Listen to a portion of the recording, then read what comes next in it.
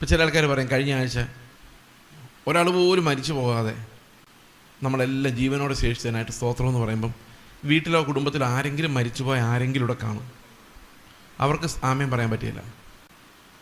വേറെ ചില ആൾക്കാർ ഞങ്ങൾ രോഗത്തിൽ നിന്ന് വിടുവിച്ചു എന്ന് പറയുമ്പോൾ ഇപ്പോഴും ആശുപത്രിയിലായിരിക്കുന്ന ആരെങ്കിലും കാണും, തളർന്നു കിടക്കുന്ന ആരെങ്കിലും കാണും, അവരെങ്ങനെ ആമേൻ പറയും?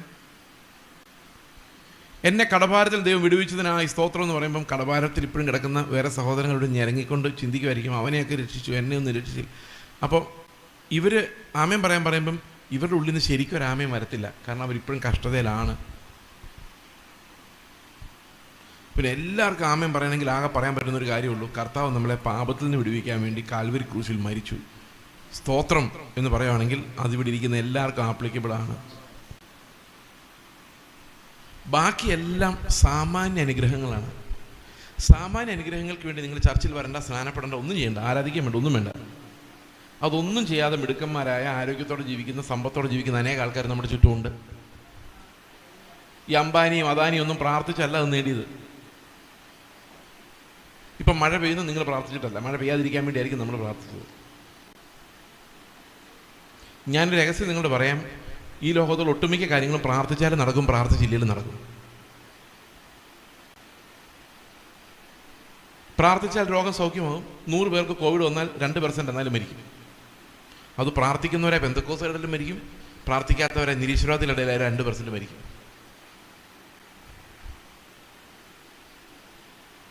എല്ലാവരും ഞെട്ടിയിരിക്കുമെന്ന് എനിക്കറിയാം. ജോലിക്ക് ഇൻ്റർവ്യൂവിന് അപ്ലൈ ചെയ്യുമ്പം പ്രാർത്ഥിക്കുന്നവരായ ഒരാൾക്ക് കിട്ടും, പ്രാർത്ഥിക്കാത്തവനും കിട്ടും. പ്രാർത്ഥിക്കാത്തവനും കിട്ടുന്നില്ല.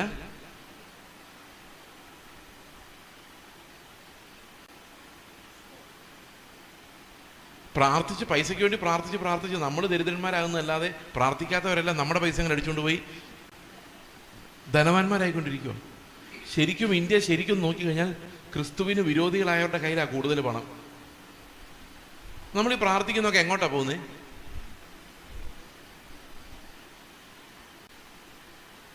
ആരോഗ്യമുള്ള മസിൽമാന്മാരെ കണ്ടിട്ടില്ലേ, ഇങ്ങനെ മസിലൊക്കെ പിടിച്ച് ഇങ്ങനെ നിൽക്കുന്നത്? ഏതെങ്കിലും ഒരെണ്ണം വിശ്വാസിയാണോ? അല്ല.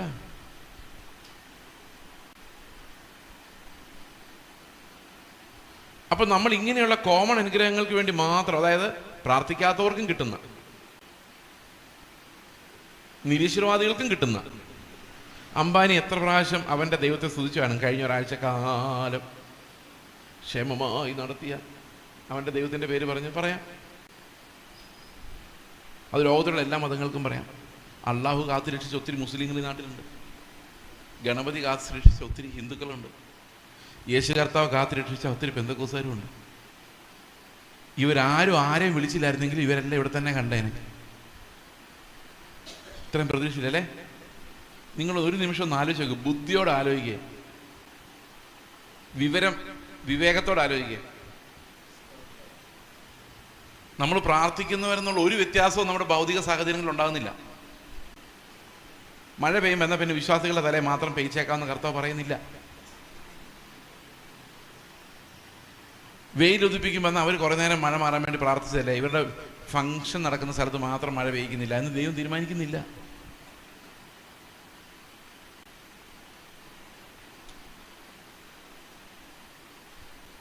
നമ്മൾ പ്രാർത്ഥിക്കുന്നവരും നടക്കാൻ പോകുന്നില്ല. അങ്ങനെ നടക്കുമായിരുന്നു നമ്മളെല്ലാം മുതലാളിമാരായി പോയേനെ. നമ്മളെല്ലാം ഭയങ്കര റിച്ച്, ദേശം മുഴുവൻ നമ്മൾ കൈവശമാക്കിയേനെ. കർത്താവ് നമ്മളോട് ഇറങ്ങി വരുമല്ലേ, പിന്നെന്താ വേണം? ഇന്ന് ഈ ചർച്ചകൾ മുഴുവൻ ആളുകളെ ആകർഷിക്കുന്നത് സംഭവിക്കും, നാളെ സംഭവിക്കും, നാളെ കഴിഞ്ഞ് വിടുതൽ, അടുത്ത ആഴ്ച വിടുതൽ, ഇപ്പോൾ ആരാധിക്കും വിടുതൽ എന്ന് പറഞ്ഞു. ഒന്നും നടക്കാൻ പോകുന്ന കാര്യമല്ല.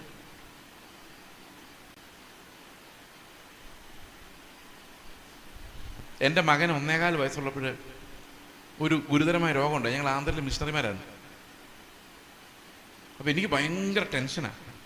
എന്തേലും സംഭവിക്കുമോ ഞാൻ ടെൻഷൻ വരൂലേ. ഇങ്ങനെ വണ്ടിയിൽ ഞങ്ങൾ വലിയൊരു സ്പെഷ്യാലിറ്റി ഹോസ്പിറ്റലിലോട്ട് പോവാം. ആരൊക്കെയോ പൈസയൊക്കെ സംഘടിപ്പിച്ച് തന്നു.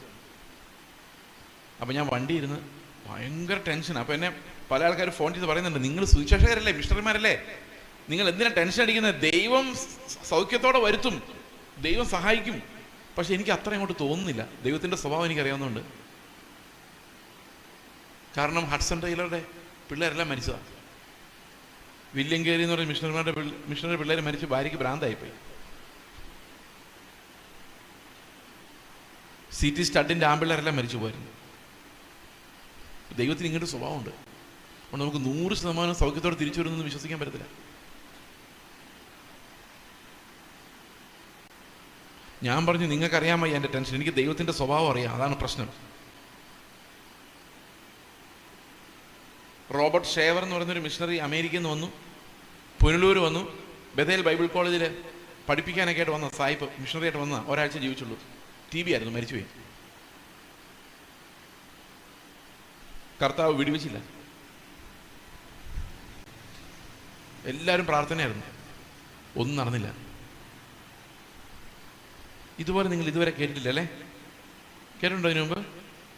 തിരിച്ചല്ലേ എല്ലാം കേട്ടിട്ടുള്ളത്? അതാ ഞാൻ പറഞ്ഞത്, നിങ്ങൾ ആരും വിശ്വസിക്കില്ലാത്ത, ആർക്കും മനസ്സിലാകാത്ത ഒരു പ്രസംഗം എന്ന് പറയാൻ കാരണം, ഈ അനുഗ്രഹങ്ങളെ നമ്മൾ വിളിക്കുന്നത് സാമാന്യ അനുഗ്രഹങ്ങൾ എന്നാണ്. സാമാന്യ അനുഗ്രഹങ്ങൾ എന്ന് പറഞ്ഞു കഴിഞ്ഞാൽ അത് മനുഷ്യരെ സംബന്ധിക്കുന്നതാണ്. മനുഷ്യരുടെ നന്മ, മനുഷ്യരുടെ ആരോഗ്യം, മനുഷ്യർക്ക് സമ്പത്തുണ്ടാവുക, മനുഷ്യർക്ക് ദീർഘായുസ് ലഭിക്കുക, ഇങ്ങനെ മനുഷ്യരുടെ രാജ്യം ഭംഗിയായിട്ട് ഓടാൻ വേണ്ടിയുള്ള അനുഗ്രഹങ്ങളെയാണ് നമ്മൾ സാമാന്യ അനുഗ്രഹങ്ങൾ എന്ന് പറയുന്നത്. ഈ സാമാന്യ അനുഗ്രഹങ്ങൾ ഒരിക്കലും യേശുക്രിസ്തുവിൻ്റെ ക്രൂശിലൂടെ വരുന്നതല്ല. അത് വിശ്വസിക്കാത്തവർക്കും വിശ്വസിക്കുന്നവർക്കും ഒരുപോലെ വരുന്നതാണ്.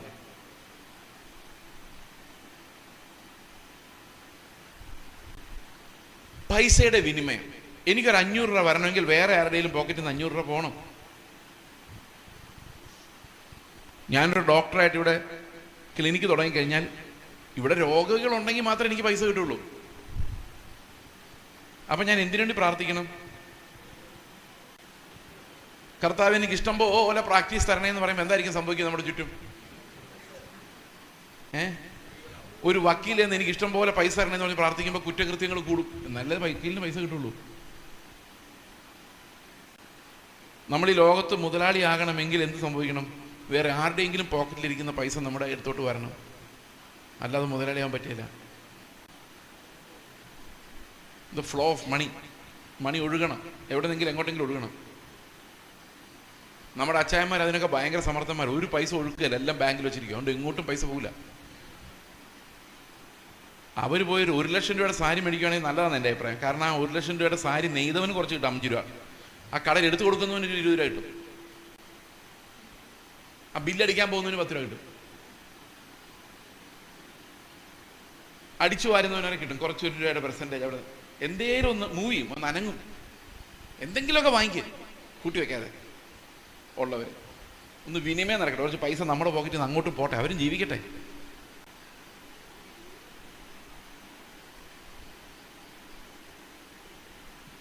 ഈ മുതലാളിയാവുക എന്ന് പറയുന്നത്, ഞാനൊരു കാര്യം ചോദിക്കട്ടെ, സിമ്പിളായിട്ട്, നമ്മൾ എത്ര പൈസ ഉണ്ടാക്കിയാലും ഇന്ന് രാത്രി ഉറങ്ങാൻ കിടക്കുമ്പോൾ ഒരു ശ്വാസം കൊണ്ട് വലിച്ചിട്ട് മറ്റേ ശ്വാസം ഇല്ലെങ്കിൽ ഈ പാടിയതും തുള്ളിയതെല്ലാം വെറുതെ ആയി പോകില്ലേ? ആലോചിച്ചിട്ടുണ്ടോ? കർത്താവ് പറഞ്ഞില്ലേ, പല പ്ലാനുകൾ ഇട്ടുകൊണ്ട് പ്രാർത്ഥിച്ചിരുന്നതിനോട് എന്താ കർത്താവ് പറഞ്ഞേ? പ്രാർത്ഥിച്ചില്ല, അവൻ ഇങ്ങനെ പ്ലാൻ ഇട്ടേ ഉള്ളൂ. കർത്താവ് പറഞ്ഞു, ഇന്ന് രാത്രി നിന്റെ, ഞാൻ ചോദിച്ചാൽ നീ എന്താവും നിന്റെ ഗതി? അന്നേരം ഞാൻ പറയാം, ഞാൻ ദീർഘായുസിന് വേണ്ടിയിട്ട് പ്രാർത്ഥിച്ചിട്ടുണ്ട്, അങ്ങനെ എളുപ്പത്തിൽ ഞാൻ പോകത്തില്ല.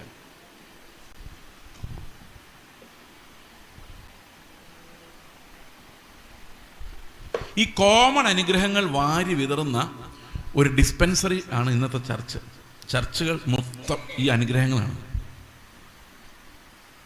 ഇത് ഞാനൊരു ചെറിയൊരു ഇല്ലസ്ട്രേഷൻ പോലെ പറയാം. ഞാനും പൗലോസും വിശ്വാസ ജീവിതം നയിച്ച് സ്വർഗത്തിൽ ചെന്നപ്പം കർത്താവ് പൗലോസിനോട് ചോദിച്ചു, പൗലോസ് നീ വിശ്വാസ ജീവിതമാണോ നയിച്ചത്? പൗലോസ് പറഞ്ഞത്, എന്താ നീ വിശ്വസിച്ചത്? ഞാൻ നല്ല പൂർവ്വം ഒരു തോട്ടം തികച്ച് വിശ്വാസം കാത്തു, നീതിയുടെ കിരീടം എനിക്കായിട്ട് വെച്ചിരിക്കുന്നു ഞാൻ വിശ്വസിച്ചു. കർത്താവ് പറഞ്ഞു, ഓക്കെ, നിനക്ക് നീതിയുടെ കിരീടം ഇരിക്കട്ടെ. അടുത്തത് ചേസ്, നീ വിശ്വസിച്ചോടാ? വിശ്വസിച്ചു. എന്താ വിശ്വസിച്ചത്? നീ ഓരോ ദിവസവും എന്നെ നടത്തുമെന്ന് ഞാൻ വിശ്വസിച്ചു. നടത്തിയോ? നടത്തിയിടുന്നു ദൈവം എന്നെ. ഞാൻ പാട്ടൊക്കെ പാടി നടത്തിയതാ, ദൈവം നടത്തിയതിൻ്റെ നന്ദി പറഞ്ഞതാ. പിന്നെ നീയാണ് എൻ്റെ പിള്ളേർക്ക് ജോലി കൊടുത്തത്, എനിക്കതിനുള്ള നന്ദി ഒരിക്കലും മറക്കത്തില്ല. അവർക്ക് അമേരിക്കയിൽ സെറ്റിൽ ചെയ്ത് നിൻ്റെ കൃപയാണ്. ഞാൻ വിശ്വസിച്ചു, അവരെ നീ കൈവിടുകയില്ല എന്ന് ഞാൻ വിശ്വസിച്ചു. അവരെ നീ സെറ്റിൽ ചെയ്തു. ദൈവമേ നിനക്ക് സ്തോത്രം. അപ്പോൾ അത് നടന്നു. വിശ്വസിച്ചാ കേട്ടോ എല്ലാം നടന്നത്. വിശ്വാസി വന്നേ പിന്നെ ഞാൻ ആശുപത്രി പോയിട്ടില്ല. എൻ്റെ രോഗങ്ങളെല്ലാം നീ സൗഖ്യമാക്കി. അത് വിശ്വാസത്താലായിരുന്നു. വിശ്വാസ ജീവിതം എന്ന് പറഞ്ഞാൽ തന്നെ ഇപ്പം അതാ. എൻ്റെ കയ്യിലൊരു നയാ പൈസ ഇല്ലായിരുന്നു, നീ എന്നെ നടത്തി. വരാമെന്ന് അപ്പുറത്തെ വീട്ടിലെ ഇപ്പുറത്തെ വീട്ടിലെ ആൾക്കാർ തട്ടിപ്പോയപ്പോൾ എന്നെ മാത്രം നീ കാത്തു സൂക്ഷിച്ചു. ഒന്ന് ആലോചിച്ച് നോക്കി, എന്ത് അല്പത്തരം വന്നു. എന്നിട്ട് പറയും, ഞാനൊരു വണ്ടി വേണമെന്ന് പ്രാർത്ഥിച്ചപ്പോൾ നീ എനിക്ക് അതും തന്നു. എനിക്കൊരു വലിയ മിനിസ്ട്രി തന്നു. ഞാൻ ആ മിനിസ്ട്രിയുടെ പ്രധാന പ്രസംഗകനായിരുന്നു. എത്ര പേരെ എന്നെ പ്രസംഗിക്കാൻ വിളിച്ചെന്നറിയോ? ഇതെല്ലാം വിശ്വാസത്താലായിരുന്നു. കർത്താവ് പറഞ്ഞു, ഓക്കെ ശരി, ബൈ ബൈ, ടാറ്റ. അപ്പം ഞാൻ പറഞ്ഞു, എനിക്ക് സ്വർഗത്തിലുള്ള കിരീടം, നീ ചോദിച്ചതെല്ലാം ഭൂമിയിലെ സാധനങ്ങളായിരുന്നു, അതെല്ലാം ഞാൻ നിനക്ക് തന്നു, തീർന്നു, ബൈ ബൈ, ടാറ്റ. ഒരെണ്ണം പോലും സ്വർഗത്തിലോട്ട് കൊണ്ടുപോകാനുള്ളത് ചോദിച്ചിട്ടില്ല. നിങ്ങളെ പ്രാർത്ഥന ലിസ്റ്റ് എടുത്ത് നോക്കി. സ്വർഗത്തിലോട്ട് കൊണ്ടുപോകുന്ന എന്തെങ്കിലും ഒരു നീതിയുടെയോ വിശുദ്ധിയുടെയോ തേജസ്സിൻ്റെയോ, ക്രിസ്തുവിൻ്റെ, നമ്മുടെ അല്ല, ഒരു കരച്ചിലോ ഒരു ദാഹമോ ഒരു ഞരക്കമോ അതിനകത്തുണ്ടോ? എല്ലാം മനുഷ്യരുടെ കാര്യം. പണ്ട് കാലത്ത് തൃശ്ശൂരിൽ കാനാരി മഠം എന്ന് പറഞ്ഞൊരു സാധനം ഉണ്ടായിരുന്നു, ചാത്തൻ സേവാ മഠം. എത്ര പേര് കേട്ടിട്ടുണ്ട് അതിനെക്കുറിച്ച്? കേട്ടിട്ടുണ്ടോ? അതാണ്. മനോരമയിൽ പരസ്യം വരുമായിരുന്നു, നിങ്ങൾക്ക് ദാമ്പത്യ പ്രശ്നമുണ്ടോ, സാമ്പത്തിക പ്രശ്നമുണ്ടോ, കടഭാരമുണ്ടോ, ബിസിനസ് തകർന്നിരിക്കുകയാണോ, രോഗങ്ങളാൽ ഭാരപ്പെടുന്നുവോ, സമീപിക്കുക കാനാരി ചാത്തൻ സേവാ മഠം. ഇപ്പം അവരുടെ പരസ്യം കാണുന്നില്ല. കാണുന്നുണ്ടോ? അന്ന് സുവിശേഷകരെ തെരുവുകളിലൂടെ നടന്ന് കർത്താവ് വരാറായി, രാത്രി വരും, ഏത് സമയത്തും വരും എന്ന് പറഞ്ഞ് പ്രസംഗിച്ചു നടക്കുമായിരുന്നു. അന്ന് ട്രാക്ടറൊക്കെ അടിച്ചു കൊടുക്കുമായിരുന്നു. ഇന്ന് നീ മരിച്ചാൽ നിന്റെ നിത്യത എവിടെ? അതായിരുന്നു ശുശ്രൂഷകരുടെ പണി. കുറേ കഴിഞ്ഞപ്പോൾ ഈ കാനാരിമടങ്കാർ ചെയ്തുകൊണ്ടിരുന്ന പണി ശുശ്രൂഷകർ ഏറ്റെടുത്തു. നിങ്ങൾ ബിസിനസ് തകർച്ചയിലാണോ? നിങ്ങൾ കുടുംബ പ്രശ്നത്താൽ അലയുകയാണോ? നിങ്ങളുടെ രോഗങ്ങൾ സൗഖ്യമാകാതിരിക്കുകയാണോ? ഇങ്ങോട്ട് പോരെ. കാനാരി ചാത്തൻ സേവമഠമല്ല, ഞങ്ങളുടെ സ്പെഷ്യൽ അഭിഷിക്തൻ തങ്കു ബ്രദർ പ്രാർത്ഥിക്കും. കാനാരിമടങ്കാർ പൂട്ടിപ്പോയി.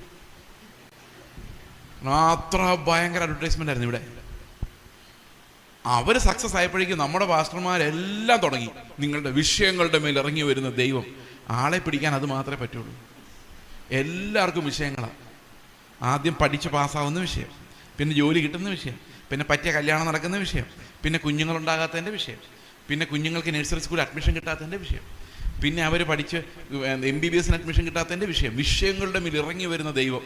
പിന്നെ IELTS പോകാത്തതിൻ്റെ വിഷയം, വിഷയങ്ങളോട് വിഷയം, പിന്നെ അവരുടെ കല്യാണം, അവരുടെ പിള്ളേര്, പിന്നെ വീട് വയ്ക്കൽ. ഇങ്ങനെ വിഷയങ്ങൾ ഒരിക്കലും തീരുന്നില്ല സഹോദരങ്ങളെ. തലവേദന മാറുമ്പം വയറുവേദന, വയറുവേദന മാറുമ്പം കാലുവേദന, അത് കഴിയുമ്പോൾ പുറംവേദന. ഇത് മാറണ്ടേ?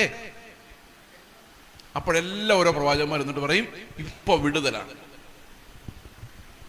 നടക്കൂല. കാരണം നമ്മൾ ജീവിച്ചിരിക്കുന്നിടത്തോളം കാലം, ഇത്തിരി മുമ്പ് ഞാൻ എങ്ങാണ്ട് കേട്ടു, നല്ല ലോകം, നല്ല കാലം വരാൻ പോകുന്നു. എൻ്റെ പാട്ടില്ലേ, വരാൻ പോകുന്നു നല്ല കാലം. എന്തോ പറഞ്ഞത്? ഈ ലോകം നല്ലതാകാൻ പോകുന്നതാണ് നിങ്ങൾ വിചാരിച്ചിരിക്കുന്നത്? ഇത് വർഷങ്ങളായി നശിച്ചുകൊണ്ടിരിക്കും. ഇവിടെ നമ്മുടെ അടുത്ത തലമുറ നല്ല സുന്ദരമായിട്ട് ജീവിക്കുന്നതാണോ നിങ്ങൾ കരുതിയിരിക്കുന്നത്? ഇതെല്ലാം നമ്മുടെ ചുറ്റുമുള്ള പ്രകൃതി വരെ നശിച്ചുകൊണ്ടിരിക്കുക. നമുക്ക് വളരെ കുറച്ച് കാലം ഇവിടെ ഉള്ളൂ. ഞാനിപ്പോൾ ഈ സംസാരിക്കുമ്പോൾ നിങ്ങൾക്ക് ഒരുപക്ഷെ ചിന്തിക്കുന്നുണ്ടായിരിക്കും, ഏതോ ഒരു ഡയറക്ഷനിലൂടെ പോകുന്ന സഭയെ തിരിച്ച് ഈ ക്രിസ്തുവിൻ്റെ പ്രത്യാശയിലോട്ട് തിരിക്കാൻ വേണ്ടി ഞാൻ പെടുന്ന പാടി ഈ സ്റ്റേജിൽ നിന്നുണ്ട്.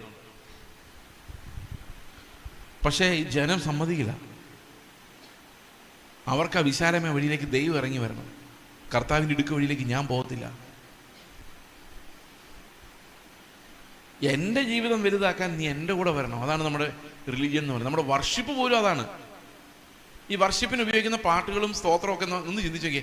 അവിടെ എവിടെയെങ്കിലും യേശു കർത്താവ് എനിക്ക് വേണ്ടി മരിച്ചതിനായി സ്തോത്രം, എനിക്ക് നിത്യജീവൻ തന്നതിനായിട്ട് സ്തോത്രം എന്നൊരു വാക്ക് നമുക്ക് വരികയില്ല. അത് വരില്ല, വിചാരിച്ചാലും വരില്ല. ഞാൻ രസകരമായി ഇത് റെക്കോർഡിംഗ് ഉള്ളതുകൊണ്ടാണ് ഞാൻ പറയാതെ, അതിൽ ഒത്തിരി കഥകൾ ഞാൻ പറഞ്ഞേനെ. എന്നാലും ഞാൻ പേരൊന്നും തൊടിയിക്കാതെ പറയാം. ഒരു സ്ഥലത്ത് ചെന്നപ്പോൾ ഞാൻ അവരുടെ വർഷിപ്പ് ടീമിനോട് പറഞ്ഞു, നിങ്ങൾ വർഷിപ്പ് ചെയ്യുമ്പോൾ യേശു ക്രിസ്തുവിനെ കുറിച്ച് പറ, അവൻ്റെ രക്തത്താലുള്ള വീണ്ടെടുപ്പിനെ കുറിച്ച് പറ. അവൻ നമുക്ക് ചെയ്ത ഏറ്റവും വലിയ പ്രവൃത്തി എന്ന് പറയുന്നത് അവൻ്റെ മഹത്വത്തെ വെളിപ്പെടുത്തിയത് ഒരു മനുഷ്യനായിട്ട് അവൻ ഈ ഭൂമിയിൽ വന്ന് എനിക്ക് വേണ്ടി കഷ്ടം സഹിച്ചു മരിച്ചു പുനരുത്ഥാനം ചെയ്യുന്നുള്ളതിലാണ് ദൈവത്തിൻ്റെ സ്നേഹം വെളിപ്പെടുന്നത്. അതിനെക്കുറിച്ചൊന്ന് പറയാൻ പറഞ്ഞു വർഷിപ്പ് ടീമിനോട്. അത് ശരിയാകാതെ ഒന്നും ശരിയാവില്ല. അവരെന്നോട് പിറ്റേ ദിവസം ഒന്ന് പറയാം, ഞങ്ങൾക്ക് അങ്ങനെ പറഞ്ഞാൽ വർഷിപ്പ് വരുന്നില്ല. പറ്റത്തില്ല, അവരുടെ വായിൽ വരില്ല. അവർക്ക് അന്യഭാഷ വരണമെങ്കിൽ ഈ വിഷയങ്ങളുടെ നടുവിൽ നിന്നും പറഞ്ഞൊരു ആരവം ഉണ്ടാക്കണം, അല്ലെങ്കിൽ അന്യഭാഷ പോലും വരികയില്ല, ആരാധന വരില്ല. യേശു കർത്താവ് നമുക്ക് വേണ്ടി മരിച്ചെന്ന് പറഞ്ഞാൽ ആർക്കും ഒരു എക്സൈറ്റ്മെന്റ് ഇല്ല. അതൊക്കെ പണ്ട് യാക്കോബ സഭയിൽ ഇരുന്നപ്പോൾ തന്നെ നമ്മൾ അതിൻ്റെ അപ്പോ ഇറച്ചിയൊക്കെ തിന്നതാണ്. ഇപ്പോൾ പുതിയ പുതിയ അനുഗ്രഹങ്ങൾ എന്ന് പറഞ്ഞാൽ നമ്മളെ ഈ രാജാക്കന്മാരെ പോലെ നടത്തുന്ന ആ അനുഗ്രഹം, നമ്മുടെ രാജ്യത്വം സ്ഥാപിക്കാൻ വേണ്ടി അനുഗ്രഹങ്ങൾക്ക് വേണ്ടിയുള്ള ദാഹത്തിലാണ് ഇന്ന് ആളുകൾ കർത്താവിൻ്റെ പിന്നാലെ പോകുന്നത്.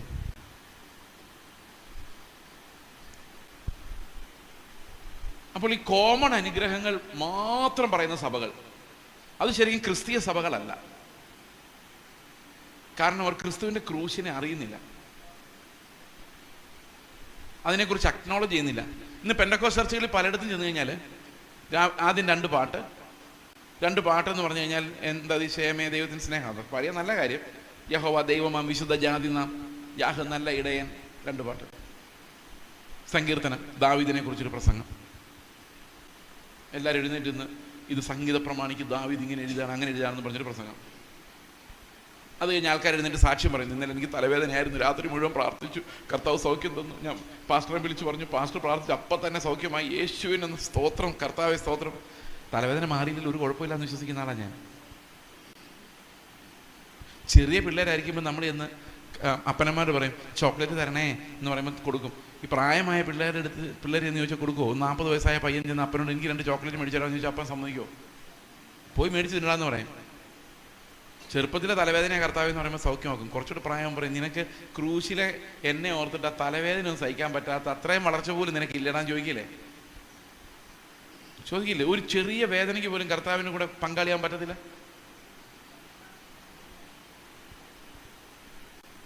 നമ്മൾ എന്നും ശിശുക്കൾ, എന്നും നിലവിളിക്കുന്നവർ, എന്നും നാളെ വിടുതൽ വിടുതൽ എന്ന് പറഞ്ഞു നടക്കുന്നവർ, എങ്ങനെയാണ് നമ്മൾ കർത്താവിനെ അന്വേഷിക്കുന്നത്? അതുകൊണ്ട് എന്ത് സംഭവിച്ചു? കേരളത്തിൽ ക്രിസ്തുവിനെ കുറിച്ച് ഒന്നും ആരും പറയുന്നില്ല. ഇപ്പം സങ്കീർത്തനം കഴിഞ്ഞു, സാക്ഷ്യം കഴിഞ്ഞു കഴിഞ്ഞാൽ ഏതെങ്കിലും ഒരു പ്രസംഗിക്കാൻ വിളിക്കും. ആ പുള്ളി ചിലപ്പോൾ മോശയെക്കുറിച്ചായിരിക്കും പറയുന്നത്, അല്ലെ ദാവീദിനെ കുറിച്ചായിരിക്കും, അല്ലെങ്കിൽ സെരുബ്ബാബേൽ ആലയം പണിയുന്നതിനെ കുറിച്ചായിരിക്കും. പ്രസംഗം തീർന്നു, നമ്മളെല്ലാം വീട്ടിൽ പോയി. അപ്പോൾ കൂടെ 2 യഹൂദന്മാർ വന്നിട്ടുണ്ടായിരുന്നു, നമ്മളെല്ലാം ഒന്നിരിപ്പുണ്ടായിരുന്നു. തിരിച്ചു വന്നേരത്ത് ഒരു യഹൂദൻ വേറൊരു യഹൂദനോട് പറയും, എടാ എന്തിനാണ് നമ്മൾ ഈ സിനഗോഗിലൊക്കെ പോകുന്നത്, നമുക്ക് ഇവരുടെ പള്ളിയിൽ കൂടിയാൽ പോരെ. അപ്പം മറ്റൊരു ചോദിക്കും, എടാ ഇത് പെന്തക്കോസ്ത് പള്ളിയാണ്, ഇവിടെ കൂടാൻ പറ്റത്തില്ല, ഇത് മഹാ തീവ്രവാദി ക്രിസ്ത്യാനികളാണ്. അപ്പൊ മറ്റവൻ പറയും, എടാ നീ രാവിലെ തൊട്ട് ശ്രദ്ധിച്ചില്ല, യഹോവ ദൈവമാ വിശുദ്ധ ജാതി നമ്മളല്ലേ? ആ ശരിയാണല്ലോ. യാഹ് നല്ല ഇടയൻ, നമ്മുടെ സങ്കീർത്തനല്ലേ 23. അതെ.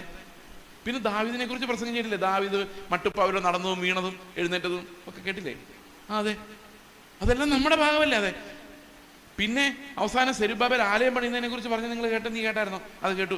എവിടെയെങ്കിലും യേശു ക്രിസ്തു ഒരു വാക്ക് അവർ പറഞ്ഞോ? ഇല്ല. പിന്നെ നമ്മൾ ഒരാളല്ലേ?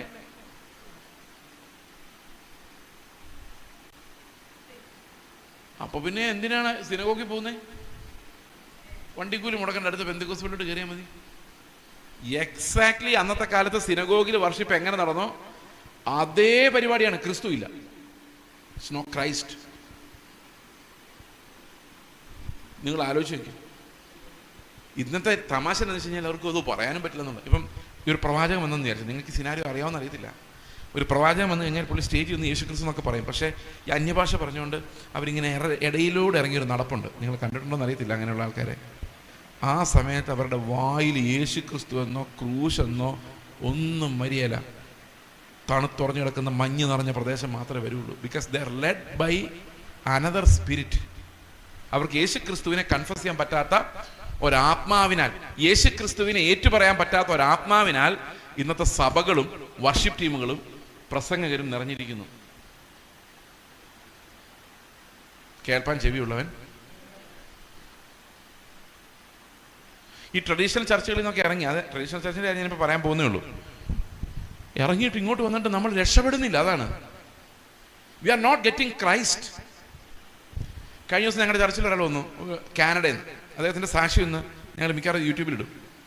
അദ്ദേഹം 17 വർഷമായിട്ട് ഹിന്ദു വിശ്വാസത്തിൽ നിന്ന് ക്രിസ്ത്യാനിയായി ഒരു പെന്തക്കോസ്ത് ചർച്ചിൽ പോയിക്കൊണ്ടിരിക്കുമായിരുന്നു.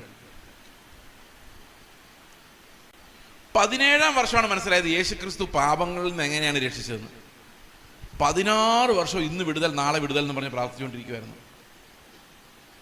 പുള്ളി കാനഡയിൽ പുള്ളിയുടെ ചർച്ചിലോട്ട് ചെന്നിട്ട് ജനുവരി 31-ാം തീയതി നോക്കിയപ്പോൾ എല്ലാവരും കഴിഞ്ഞ വർഷം ലഭിച്ച അനുഗ്രഹങ്ങളെക്കുറിച്ച് സാക്ഷ്യം പറയാം. ഒരു കുഞ്ഞു കൊച്ചു മാത്രമാണ് യേശുക്രിസ്തു എന്നൊരു വാക്ക് ഉപയോഗിച്ചത് ആ ദിവസം. പുള്ളി ഇത് നോട്ട് ചെയ്തുകൊണ്ടിരിക്കുകയായിരുന്നു. യേശുക്രിസ്തു എന്ന് ആരെങ്കിലും പറയുമോ? ആണ്ടർ ദി മീറ്റിങ്ങിന്റെ അവസാനം ഒരു കൊച്ചു സാക്ഷ്യം പറഞ്ഞപ്പം ആ കൊച്ച് പറഞ്ഞു, യേശുക്രിസ്തു ദൈവത്തിന്റെ സ്വരൂപം ഇമേജാണ് എന്ന് പറഞ്ഞൊരു പാട്ട് പാടിയതുകൊണ്ട് മാത്രം യേശുക്രിസ്തു എന്നൊരു വാക്ക് അവിടെ ഉണ്ടായി. അല്ലെങ്കിൽ ആ സഭയിൽ യേശുക്രിസ്തു എന്ന വാക്ക് ഉപയോഗിച്ചിട്ടില്ല. പുള്ളി എഴുന്നേറ്റെന്ന് പറഞ്ഞു, നിങ്ങൾ എന്തിനാണ് നന്ദി പറയുന്നത്? ക്രിസ്തു എവിടെയാണ്? യേശുക്രിസ്തു രക്ഷിച്ചു എന്നുള്ള കഥ തന്നെ നമ്മൾ മറന്നുപോയോ? അത് ചോദിച്ചു കഴിഞ്ഞപ്പോഴേക്കും ഇയാൾ ശത്രുവായി. ഇപ്പം അയാളെ സഭ വിട്ട് പോകേണ്ട അവസ്ഥയായി. പുള്ളി പറഞ്ഞു, ഞാൻ ഈ നാടിൽ നിന്ന് വിടുവന്നു, വേറൊരു സ്ഥലത്തോട്ട് ഒരു സ്ഥലം മാറിപ്പോകാൻ തീരുമാനിച്ചു. ചർച്ച ഒറ്റപ്പെടുത്തി. നിങ്ങൾക്ക് എന്തോ കുഴപ്പം പിടിച്ചാന്ന് പറഞ്ഞു. The name Christ it self, ആ വേർഡ് തന്നെ ആൾക്കാരെ ബുദ്ധിമുട്ടിക്കും. ഇപ്പം വിശ്വാസികളെ, യാക്കോബക്കാരും കത്തോലിക്കരൊക്കെ പണ്ടേ വിട്ടതാ കർത്താവിനെ. വിട്ടിട്ട് വർഷങ്ങളും നൂറ്റാണ്ടുകളായതാണ്. അവർക്ക് പിന്നെ വഴിയിൽ പോലും ഒരു നോട്ടമില്ല. പെന്തക്കോസ്തുകാർ ആകെ ഉണ്ടായിട്ട് 150 വർഷം പോലും ആയിട്ടില്ല. പക്ഷെ അവരും വളരെ വേഗം ക്രിസ്തുവിനെ ഒഴിവാക്കാനുള്ള തന്ത്രങ്ങൾ കണ്ടുപിടിച്ചുകൊണ്ടിരിക്കുന്നുള്ളതാണ് ഇന്ന് കാണുന്നത്. പ്രിയ സഹോദരങ്ങളെ, സത്യവിശ്വാസത്തിൻ്റെ ഉപദേശം നമ്മൾ പ്രാപിച്ചാൽ ആ ഉപദേശത്തിന് വേണ്ടി നിൽക്കുവാൻ നമ്മൾ തയ്യാറായിരിക്കണം. അല്ലെങ്കിൽ എന്ത് സംഭവിക്കും? ഇന്നലെ ഞാൻ പ്രസംഗിച്ചു വല്ലോ, നിങ്ങൾ ഓർക്കുന്നുണ്ടോ? ഞാനൊരു സത്യം നിങ്ങളോട് പറയട്ടെ, 80% അത് നിങ്ങൾ ഓൾറെഡി മറന്നു കഴിഞ്ഞു. ഇത് 20% ബാക്കിയുള്ളൂ. ആ 20% അടുത്ത ഞായറാഴ്ച ആകുമ്പോഴേക്കും മറന്നിരിക്കും. ഈ ഭാഗം ഒരുത്തർക്ക് മനസ്സിലാവില്ല. ഞാനത് ഞങ്ങളുടെ ചർച്ചിൽ പ്രസംഗിച്ച 4-5 വർഷം പ്രസംഗിച്ചപ്പോഴാണ് ഒരുവിധം ബോധം അതിനെക്കുറിച്ച് ഉണ്ടായത്. നിസാര കാര്യമുള്ളൂ. എന്താ നമ്മൾ ഇന്നലെ പറഞ്ഞത്? ദൈവത്തിന്റെ നീതി, ഉയരത്തിൽ നിന്ന് സ്വർഗത്തിൽ നിന്ന് വെളിപ്പെട്ടു വന്ന ദൈവത്തിന്റെ നീതി ഇല്ല, പ്രമാണങ്ങളെല്ലാം ഒരു സൂചി കുഴലിലൂടെ കിടക്കുന്ന പോലെയാണ്, മനുഷ്യരാൽ അസാധ്യമാണ്. എന്നാൽ ഈ മനുഷ്യരാൽ അസാധ്യമായ പ്രമാണം അനുസരിക്കാതെ നമുക്ക് രക്ഷപ്പെടാൻ സാധിക്കില്ല. കാരണം കർത്താവ് പറഞ്ഞത്, എന്നെ കർത്താവേ കർത്താവേ എന്ന് പറയുന്ന ഏവനുമല്ല, എൻ്റെ പിതാവിൻ്റെ ഇഷ്ടം ചെയ്യുന്നവനത്രേ. ഇപ്പൊ നിങ്ങൾ ഇങ്ങനെ വിചാരിച്ചു നോക്കിയാൽ 500 കിലോ ഉള്ളൊരു കല്ല് നിങ്ങളുടെ മുമ്പ് വെച്ചിട്ട് പറയാണ്, നിങ്ങൾക്ക് ആർക്കും ഇത് എടുക്കാൻ പറ്റില്ല, ഇത് എടുത്താൽ മാത്രമേ സ്വർഗത്തിൽ പോവുകയുള്ളൂ എന്ന് നിങ്ങളോട് പറയുവാണെങ്കിൽ നിങ്ങൾ എന്ത് ചെയ്യും? എന്താ നിങ്ങളുടെ മുമ്പിലുള്ള വഴി? 500 കിലോ ഉള്ള ഒരു കല്ല് നിങ്ങളുടെ മുമ്പിൽ, നിങ്ങൾക്ക് രക്ഷപ്പെടാനും പറ്റുന്ന ഒരേ ഒരു ഡോറിന് മുമ്പിൽ 500 കിലോ വെയിറ്റ് ഉള്ളൊരു കല്ലിരിക്കുന്നു.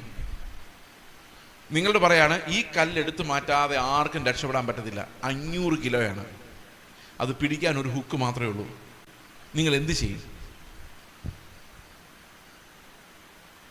മനുഷ്യൻ്റെ എല്ലാ പ്രശംസയും പോയില്ലേ?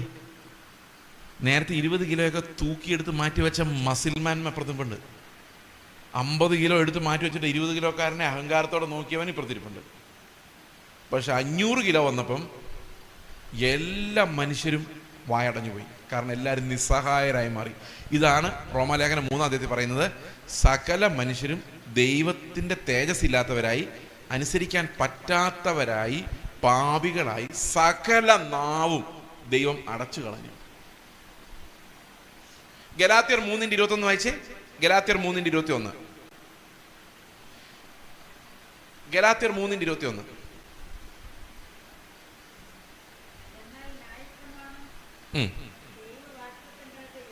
എന്നാൽ ന്യായപ്രമാണം ദൈവവാഗ്ദത്തങ്ങൾക്ക് വിരോധമോ? അപ്പൊ ന്യായപ്രമാണം കൊണ്ട് ഒരു രക്ഷയില്ല നമ്മൾ പറഞ്ഞു. ന്യായപ്രമാണം എത്ര അനുസരിച്ചാലും നീതിമാൻ ഉണ്ടാകുന്നില്ല. പ്രമാണം അനുസരിക്കപ്പെടുന്നുണ്ട്, പക്ഷെ നീതിമാൻ ഉണ്ടാകുന്നില്ല. ഞാൻ ഇന്നലെ അത് കാണിച്ചു തന്നായിരുന്നു. നമ്മൾ കൽപ്പനകൾ അനുസരിച്ചു എന്ന് വെച്ചുകൊണ്ട് നമ്മൾ നീതിമാനാകുന്നില്ല. ഇപ്പോൾ ഉദാഹരണത്തിന് 10% ദശാംശം ഇടുന്ന ഒരാൾ നീതിമാനായോ? ആയില്ല. ഒരു നീതി പ്രവൃത്തിയോടെ നടന്നു, പക്ഷെ നീതിമാനായില്ല. അതിന് ഉദാഹരണം പറയാൻ ആലോചിച്ചപ്പോൾ ഞാൻ ഇരിക്കുന്ന ഈ ക്യാമറ കാരണം ഉദാഹരണം പറയുന്നില്ല, എങ്കിലും ഒരു ചെറിയ ഉദാഹരണം ഞാൻ പറയാം. ഒരു മനുഷ്യൻ എന്നോട് ചോദിച്ചു, 25,000 രൂപയുടെ ദശാംശം എന്ന് പറഞ്ഞാൽ 2,500 രൂപ തന്നെ അല്ലേ പാസ്റ്റർ? ഞാൻ പറഞ്ഞത് 5 വർഷമായിട്ട് ഞാൻ കൃത്യമായിട്ട് ദശാംശം അടയ്ക്കുന്നുണ്ട്, പക്ഷെ എൻ്റെ ഒരു പണിയും നടക്കുന്നില്ല. അയാൾ നീതിമാനായി മാറിയോ? നീതിമാനായി മാറിയില്ല. കാരണം അയാൾ അനുഗ്രഹം കിട്ടുമെന്നുള്ള മോഹത്തിലാണ് ഈ ദശാംശം അടയ്ക്കുന്നത്. അല്ലെങ്കിൽ ഉള്ള ബിസിനസ് പൊട്ടുകുമോ എന്നുള്ള പേടിയിലാണ് ഇത് അടയ്ക്കുന്നത്. അമർത്തി കുലുക്കി കവിയുന്ന ഒരു പങ്ക് കിട്ടുമെന്നുള്ള അത്യാഗ്രഹത്തിലാണ് ഇത് കൊണ്ടിടുന്നത്, സ്നേഹത്തിലല്ല. ഈ സ്നേഹം എന്ന് പറയുന്ന ദൈവിക പ്രമാണം നമ്മുടെ ഉള്ളിൽ ഉണ്ടാക്കാൻ നമുക്കൊട്ട് കഴിയുകയുമില്ല. പത്രോസിനോട് കർത്താവ് പറഞ്ഞു, നിന്റെ വിശ്വാസം പോകാതിരിക്കാൻ വേണ്ടി ഞാൻ നിനക്കായി അപേക്ഷിച്ചു പറഞ്ഞപ്പം പത്രോസ് പറഞ്ഞു, അതിൻ്റെ ആവശ്യമില്ല. പറഞ്ഞില്ല, അതായിരുന്നു ഉള്ള മനസ്സിലിരിപ്പ്. അതിൻ്റെ ആവശ്യമില്ല. ഈ തോമായ പോലൊന്നുമല്ല ഞാൻ വളരെ സ്ട്രോങ് ആണ്. നീ മരിക്കുവാണെങ്കിൽ നിന്റെ കൂടെ മരിക്കാനും, നീ തടവിലായി പോവാണെങ്കിൽ നിന്റെ കൂടെ തടവിലാകാനും റെഡിയായിരിക്കുന്ന വളരെ വിശ്വസ്തനും ആത്മാർത്ഥതയുള്ളവനും ഉയർത്തി നിന്ന് വെളിപ്പാട് കിട്ടിയവനും, ഇടയ്ക്ക് സാത്താനെന്ന് വിളിച്ച കാര്യം പുള്ളി പറയുന്നില്ലായിരിക്കാം, ഇതെല്ലാം ഉള്ള ഒരാളാണ് ഞാൻ. അതുകൊണ്ട് നിന്റെ കൂടെ മരിക്കാൻ വരെ ഞാൻ തയ്യാറാണെന്ന് പറഞ്ഞ ആളാണ്. കുറച്ചു നേരം കഴിഞ്ഞപ്പോൾ എന്ത് സംഭവിച്ചു? ഒരു പെൺകുട്ടി വന്ന് അവനോട് സംസാരിച്ച്, നീ ആ ഗലീലക്കാരൻ്റെ കൂടെ നടക്കുന്ന കണ്ടതാണല്ലോ എന്ന് പറഞ്ഞപ്പം ഇവൻ പറയാണ്, ഏത് ഗലീലക്കാരൻ? ഒരു ആണയിട്ട് പ്രാഗീന്ന് അവിടെ പറഞ്ഞിരിക്കുന്നു. വല്ലവനും ഒക്കെ വന്ന് എന്തെങ്കിലും ചെയ്തിട്ട് അതൊക്കെ എൻ്റെ തല്ലോട്ടാണ് വരുന്നത്. എങ്ങനെയായിരിക്കും പ്രാഗീന്ന്? എന്താ പ്രാഗീന്ന് അവർ എഴുതിയിട്ടില്ല. അവരുടെ വിശ്വാസം പോയ പോക്ക്. കർത്താവ് പറഞ്ഞ, നേരം വെളുക്കുന്നതിന് മുമ്പ് നീ എന്നെ, വലിയ കപ്പാസിറ്റി ഉള്ള ശീമോനെ, നേരം വെളുക്കുന്നതിന് മുമ്പ്, അതായത് കോഴി കൂന്നതിന് മുമ്പ് നീ എന്നെ തള്ളി പറഞ്ഞു. എന്നിട്ട് അവസാനം കർത്താവിനെ ഗന്നസര തടാകത്തിന്റെ തീരത്തിട്ട് പിടിക്കുകയാണ്. അതുകൊണ്ട് ചോദിക്കുകയാണ്, യോഹന്നാന്റെ മകനായ ശീമോനെ, നീ ഇവരിൽ അധികമായി എന്നെ സ്നേഹിക്കുന്നുവോ? ഉത്തരം എന്താ? ഉവെന്നല്ല, ഇല്ലാന്നാ. കാരണം അവിടെ പറഞ്ഞിരിക്കുന്ന വാക്യം എങ്ങനെയാണെന്നറിയോ? യോഹന്നാന്റെ മകനായ ശീമോനെ, നീ ഇവരിൽ അധികമായി എന്നെ സ്നേഹിക്കുന്നുവോ? അതിന്റെ ഉത്തരം പത്രോസ് പറയുന്നത്, ഉവ് കർത്താവേ, എനിക്ക് നിന്നോട് പ്രിയമുണ്ട് എന്ന് നീ അറിയുന്നുവല്ലോ എന്നാണ്. ഈ പ്രിയം എന്ന് പറയുന്ന സാധനവും സ്നേഹവും തമ്മിൽ ഭയങ്കര ഡിഫറൻസ് ഉണ്ട്. നിങ്ങൾക്ക് നരേന്ദ്രമോദിയോട് പ്രിയമുണ്ടോ? ചിലപ്പോൾ കാണുമായിരിക്കും, പക്ഷെ സ്നേഹം ഉണ്ടാവാൻ സാധ്യതയില്ല. ഈ പ്രിയം എന്ന് പറഞ്ഞ ഉദാഹരണത്തിന്, ഓക്കെ, എന്താ ഒരു എക്സാമ്പിൾ പറയുന്നത്? നിങ്ങളുടെ കയ്യിലിരിക്കുന്ന ഫോണിന് നിങ്ങൾക്ക് ഇഷ്ടമാണോ? ഇഷ്ടം. അതിനോട് സ്നേഹമുണ്ടോ? ഇഷ്ടവും സ്നേഹവും രണ്ടും രണ്ടാ. നമുക്ക് ഒത്തിരി പേരെ ഇഷ്ടമാണ്. സിനിമാ നടന്മാരെ ഇഷ്ടമുള്ള പിള്ളേരുണ്ട്, ക്രിക്കറ്റ് താരങ്ങളെ ഇഷ്ടമുള്ള പിള്ളേരുടെ ഇഷ്ടമാണ്. അതൊക്കെ സ്നേഹമാണോ? മറ്റൊരാൾക്ക് വേണ്ടി മരിക്കുന്നതാണ് സ്നേഹം. കർത്താവ് ചോദിച്ചതാ, നീ എനിക്ക് വേണ്ടി ഇപ്പോഴും തടവിൽ പോകാനും മരിക്കാനും ഒക്കെ തയ്യാറാണോ പത്രോസേ? അപ്പൊ പത്രോസ് പറയും, നിന്നെ എനിക്ക് ഭയങ്കര ഇഷ്ടമാണ്. കർത്താവ് പിന്നെയും ചോദിച്ചു, യോഹന്നാന്റെ മകനായ ശീമോനെ, നിനക്ക് എന്നോട് സ്നേഹമുണ്ടോ? അപ്പം പറയാ, ഇഷ്ടമാണ് കർത്താവ്, അത്രേ പറയാൻ എനിക്കൊണ്ട് പറ്റുന്നുള്ളൂ. നേരത്തെ ആ സ്നേഹമാ, മരിക്കാൻ വരും, ജയിലിൽ പോകുന്നൊക്കെ പറഞ്ഞപ്പോൾ ഞാൻ പൊട്ടിയത് എനിക്കറിയാം. അതുകൊണ്ട് അത്രയും പറയാനുള്ള ധൈര്യമില്ല. അതുകൊണ്ട് ഞാൻ പ്രിയമാണെന്ന് മാത്രമേ പറയുന്നുള്ളൂ. അവസാനം മൂന്നാമത് കർത്താവ് ചോദിക്കുന്നത് എന്നറിയോ? യോഹന്നാന്റെ മകനായ ശീമോനെ, നിനക്ക് എന്നോട് പ്രിയമെങ്കിലും ഉണ്ടോയെന്ന് ചോദിക്കുന്നത്. അന്നേരം അവൻ കരയുന്നത്. ശരിക്കും പറഞ്ഞു കഴിഞ്ഞാൽ പത്രോസ് എത്ര ശ്രമിച്ചാലും പത്രോസിൻ്റെ ഉള്ളിൽ നീ സ്നേഹം വരികയില്ല. അത് ആത്മാവിൻ്റെ ഫലമായി മാത്രം ഉണ്ടാകുന്നൊരു സാധനമാണ്. യഥാർത്ഥ അഗപ്പെ, ദൈവസ്നേഹം എന്ന് പറയുന്നത് മനുഷ്യന് സൃഷ്ടിക്കാൻ പറ്റുന്ന ഹോർമോൺ കൊണ്ടോ ചിന്ത കൊണ്ടോ സൃഷ്ടിക്കാൻ പറ്റുന്നൊരു കാര്യമല്ല. ഇപ്പം ഭർത്താവിനോട് പറയാം, മര്യാദയ്ക്ക് നീ ഭാര്യയെ സ്നേഹിച്ചോണെന്ന് പറഞ്ഞാൽ മര്യാദയ്ക്ക് എങ്ങനെ സ്നേഹിക്കും? സ്നേഹം വരണ്ടേ? സ്നേഹം വരാതെ സ്നേഹിക്കാൻ പറ്റും? പിന്നെ അഭിനയിക്കാം, ഹലോ ഡാർലിംഗ് എന്നൊക്കെ പറഞ്ഞു. എത്ര നേരം അഭിനയിക്കുക? 5 മിനിറ്റ് കഴിയുമ്പോൾ അഭിനയമൊക്കെ തീരും. ശരിയാണോ ഞാൻ പറഞ്ഞത്? ഈ സ്നേഹം ഉള്ളിൽ നിന്ന് വരണമെങ്കിൽ ആത്മാവിൽ നിന്ന് വരണം. ആത്മാവിൽ നിന്ന് വരാതെ ആർക്കും ദൈവത്തെ അനുസരിക്കാൻ പറ്റത്തില്ല. എല്ലാവർക്കും മനുഷ്യ നീതിയിലേക്ക് മാത്രമേ എത്താൻ പറ്റുള്ളൂ. അപ്പൊ പത്രോസ് അത് മനസ്സിലാക്കി. അതുകൊണ്ട് പത്രോസ് വലിയ അഹങ്കാരത്തിനൊന്നും പോയില്ല. രണ്ടാമത് വിളിച്ചപ്പോൾ പുള്ളി പറഞ്ഞു, എൻ്റെ കാര്യം ഇത്രയേ ഉള്ളൂ കർത്താവേ എന്ന് പറഞ്ഞ് കരഞ്ഞു. എനിക്ക് നിന്നോട് പ്രിയമുണ്ടെന്ന് നീ അറിയുമല്ലോ എന്ന് പറഞ്ഞ് കരയോ ചെയ്തത്. അപ്പോൾ കർത്താവ് പറഞ്ഞു, ഇപ്പം നിനക്ക് പ്രിയമേ ഉള്ളൂ, പക്ഷെ നീ പ്രായമാകുമ്പോൾ വേറൊരുത്തൻ വന്ന് നിന്നെ അരക്കെട്ടി നിന്നെ കൊണ്ടുപോകുമ്പോൾ നീ എനിക്ക് വേണ്ടി മരിക്കാൻ മാത്രമുള്ള സ്നേഹം നിന്റെ ഉള്ളിൽ ഉണ്ടാവും. അങ്ങനെ നീ മരണം കൊണ്ട് എന്നെ മഹത്വപ്പെടുത്തും. ഈ സാധനമാണ് സ്നേഹം എന്ന് പറയുന്നത്. ഇതൊരു മനുഷ്യൻ്റെ ഉള്ളിൽ ഉണ്ടാവില്ല. അത് ഉണ്ടാകണമെങ്കിൽ ക്രിസ്തു നമ്മുടെ ഉള്ളിൽ വസിക്കണം. അതുകൊണ്ട് 1 കൊരിന്ത്യർ ലേഖനം 1:30 പറയുകയാണ്, അവനാൽ നാം ക്രിസ്തു യേശുവിൽ ഇരിക്കുന്നു, അവൻ നമുക്ക് ദൈവത്തിൽ നിന്ന് ജ്ഞാനവും നീതിയും ശുദ്ധീകരണവും വീണ്ടെടുപ്പും ആയി തീർന്നു എന്ന് പറഞ്ഞു കഴിഞ്ഞാൽ നമ്മുടെ നീതി എന്ന് പറയുന്നത് വ്യവസ്ഥകളല്ല, ന്യായപ്രമാണമല്ല, ക്രിസ്തു തന്നെയാണ്. അതിൽ കുറഞ്ഞൊന്നും ദൈവം അംഗീകരിക്കുന്നില്ല. നമ്മുടെ വിശുദ്ധി എന്ന് പറയുന്നത് വെള്ള തൊപ്പി വയ്ക്കുന്നതും വെള്ള മാസ്ക് വയ്ക്കുന്നതും ഒന്നുമല്ല. നമ്മുടെ വിശുദ്ധി എന്ന് പറയുന്നത് ക്രിസ്തു തന്നെയാണ്. ക്രിസ്തു നമ്മിൽ വസിക്കുന്നതാണ് നമ്മുടെ വിശുദ്ധി. ക്രിസ്തുവിൻ്റെ സ്വഭാവം നമുക്കുണ്ടായി വരുന്നതിനെയാണ് വിശുദ്ധീകരണം എന്ന് പറയുന്നത്. നിങ്ങൾ പ്രാർത്ഥിക്കുമ്പോൾ ഏറ്റവും പ്രഷ്യസ് ആയിട്ട് തോന്നുന്ന അംബാനിയുടെ സ്വഭാവം ഉണ്ടായി വരുന്നതാണോ ക്രിസ്തുവിൻ്റെ സ്വഭാവം ഉണ്ടായി വരുന്നതാണോ? ഏതാ നിങ്ങൾക്ക് കൂടുതൽ ഇഷ്ടം? അംബാനിയുടെ പൈസയും ക്രിസ്തുവിൻ്റെ സ്വഭാവവും ഒരിക്കലും ഉണ്ടാവില്ല. കാരണം എന്താ വെച്ചാൽ ദൈവത്തെയും മാമോനെയും ഒരുപോലെ സേവിക്കാൻ ആരെ കൊണ്ടും. പ്രിയ സഹോദരങ്ങളെ, പൈസ വരുന്നതിൻ്റെ ബുദ്ധിമുട്ട് അറിഞ്ഞ ഒരാളാണ് ഞാൻ. ഇല്ലാത്തതിൻ്റെ ബുദ്ധിമുട്ട് ഒത്തിരി നാൾ അറിഞ്ഞിട്ടുണ്ട്. ഇത്തിരി പൈസ വന്നപ്പോഴാണ് മനസ്സിലായി ഇത് കൊടുക്കാൻ എന്ത് പാടാണ്. കർത്താവ് മുട്ടുകുത്തിച്ചാ കൊടുപ്പിക്കുന്നത്. പിന്നെ എനിക്ക് മനസ്സിലായി ഇവിടെ മരിക്കാതെ ജയിക്കാൻ പറ്റത്തില്ല, പൈസയെ ജയിക്കാൻ പറ്റത്തില്ല. ഞാൻ പണ്ട് കർത്താവിനോട് പറഞ്ഞായിരുന്നു, കർത്താവ് മരിക്കുമ്പോൾ എൻ്റെ പേരിൽ അസറ്റും ഡിപ്പോസിറ്റും വീടും ഒന്നും ഉണ്ടാകരുത്. അതങ്ങനെ തന്നെ നിലനിർത്താൻ ഞാൻ പാടുപെടുകയാണ്. പൈസ ഇല്ലായിരുന്നപ്പോൾ ഒരു കുഴപ്പമില്ലായിരുന്നു. വന്നു കഴിയുമ്പം ഇരിക്കട്ടെ, അടുത്ത മാസം കിട്ടിയില്ലെങ്കിലോ കയ്യിലൊന്നും വന്നില്ലെങ്കിലോ എന്നൊരു ചിന്ത വരും. എന്തു പാടാന്നറിയോ? പിന്നെ രണ്ടും കൽപ്പിച്ചങ്ങോട്ട് ഇറങ്ങിയാലാണ് അത് ക്ലിയറായിട്ട് നിർത്താൻ പറ്റുന്നത്. ബാലൻസ് ഇല്ലാതെ, ബാലൻസോ ഡിപ്പോസിറ്റോ ഇല്ലാതെ ഒരു ലൈഫ് മുമ്പോട്ട് പോകണമെങ്കിൽ, കാരണം ഈ പൈസ വരുന്തോറും നമുക്ക് ഇതിനോട് ഇഷ്ടം കൂടി വരും.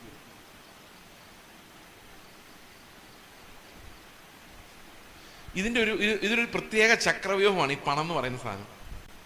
ഞാൻ പണ്ടാക്കാതെ ഇവിടെ പറഞ്ഞിട്ടുണ്ട്, അന്നുള്ളവരല്ല ഇന്നുള്ളതെന്ന് തോന്നുന്നു. അല്ല, ഒന്ന് പറഞ്ഞേക്കാം. പിന്നെ ഒരു കാര്യമുണ്ട്, എൻ്റെ പ്രസംഗം എൻ്റെ മറന്നു പോകുന്നുണ്ട്. എനിക്ക് അതേ പ്രസംഗം എത്ര വർഷം വേണമെങ്കിലും പറയാം.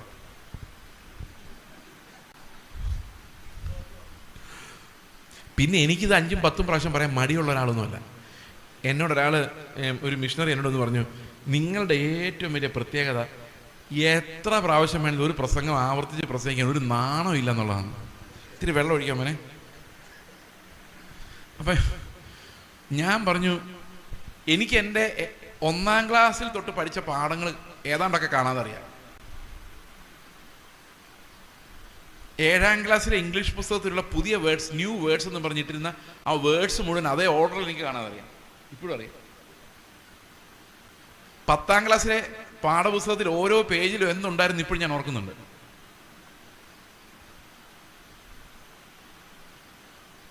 അതുപോലെ മാത്തമാറ്റിക്കൽ ഫോർമുല A+B² മാത്രമല്ല, A+B³ A⁻⁴ ഏത് വേണമെങ്കിലും എൻ്റെ ഓർമ്മയിലുണ്ട്. എന്തുകൊണ്ടാണെന്നറിയോ? ദൈവത്തിൻ്റെ കൃപയാൽ കുറേ മടുപ്പില്ലാത്ത കുറേ സാർമാർ എനിക്ക് ദൈവം തന്നു. അവർ വീണ്ടും വീണ്ടും വീണ്ടും വീണ്ടും പറയടാ എന്ന് പറഞ്ഞ് പറയിപ്പിച്ചു. അതിലേതെങ്കിലും ഒരു സാറ് പറയും, ഒരിക്കൽ പ്രസംഗിച്ച് ഞാൻ രണ്ടാമത് പറയാറില്ല മോനെ എന്ന് പറഞ്ഞായിരുന്നെങ്കിൽ ഞാൻ ചുറ്റിപ്പോയേനെ. ഏതെങ്കിലും ഒരു അധ്യാപകൻ വന്നിട്ട് പറയാണ് A+B² = A² + 2AB + B² എന്നുള്ളത് ഞാൻ A ഡിവിഷനിൽ പഠിപ്പിച്ചതാണ്. അതേ പ്രസംഗം B ഡിവിഷനിൽ പറയില്ല. അപ്പൊ B ഡിവിഷനിലെ പിള്ളേർ എന്നാ ചെയ്യും?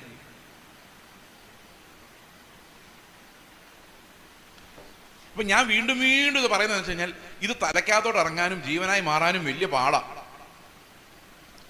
ഞാൻ നല്ലൊരു പ്രസംഗം പറയാൻ വന്നതല്ല. സ്വർഗത്തിൽ ചെല്ലുമ്പം അവിടെ ഒരു കണക്ക് പുസ്തകത്തിൽ നിങ്ങൾ കുറേ പേര് ഇത് കേട്ടു എന്നും അറിഞ്ഞു എന്നും ജീവനായി മാറിയെന്നും എനിക്ക് അവിടെ കാണണം എന്നൊരാഗ്രഹമുണ്ട്. അതുകൊണ്ട് നിങ്ങൾ എല്ലാവരും ഗ്രഹിക്കുന്നവരെ ഞാൻ പിന്നെയും പിന്നെ ഇതൊന്ന് പറഞ്ഞുകൊണ്ടിരിക്കും. അപ്പോൾ ആൾക്കാർ പറയും, ഇവൻ എപ്പോഴും നീതി വിശുദ്ധി ഇത് മാത്രമേ പറയാനുള്ളൂ. അത് മതി, വേറൊന്നും വേണ്ട. പിന്നെ നിങ്ങൾ മറന്നു പോകുന്നതുകൊണ്ട് എനിക്ക് എൻ്റെ പണി വളരെ എളുപ്പമാണ്. ഞാൻ കഥയിലേക്ക് വരാം. ഈ ധനം എങ്ങനെയാണ് നമ്മളെ ചുറ്റിക്കുന്നത് എന്നുള്ള കാര്യമാണ്.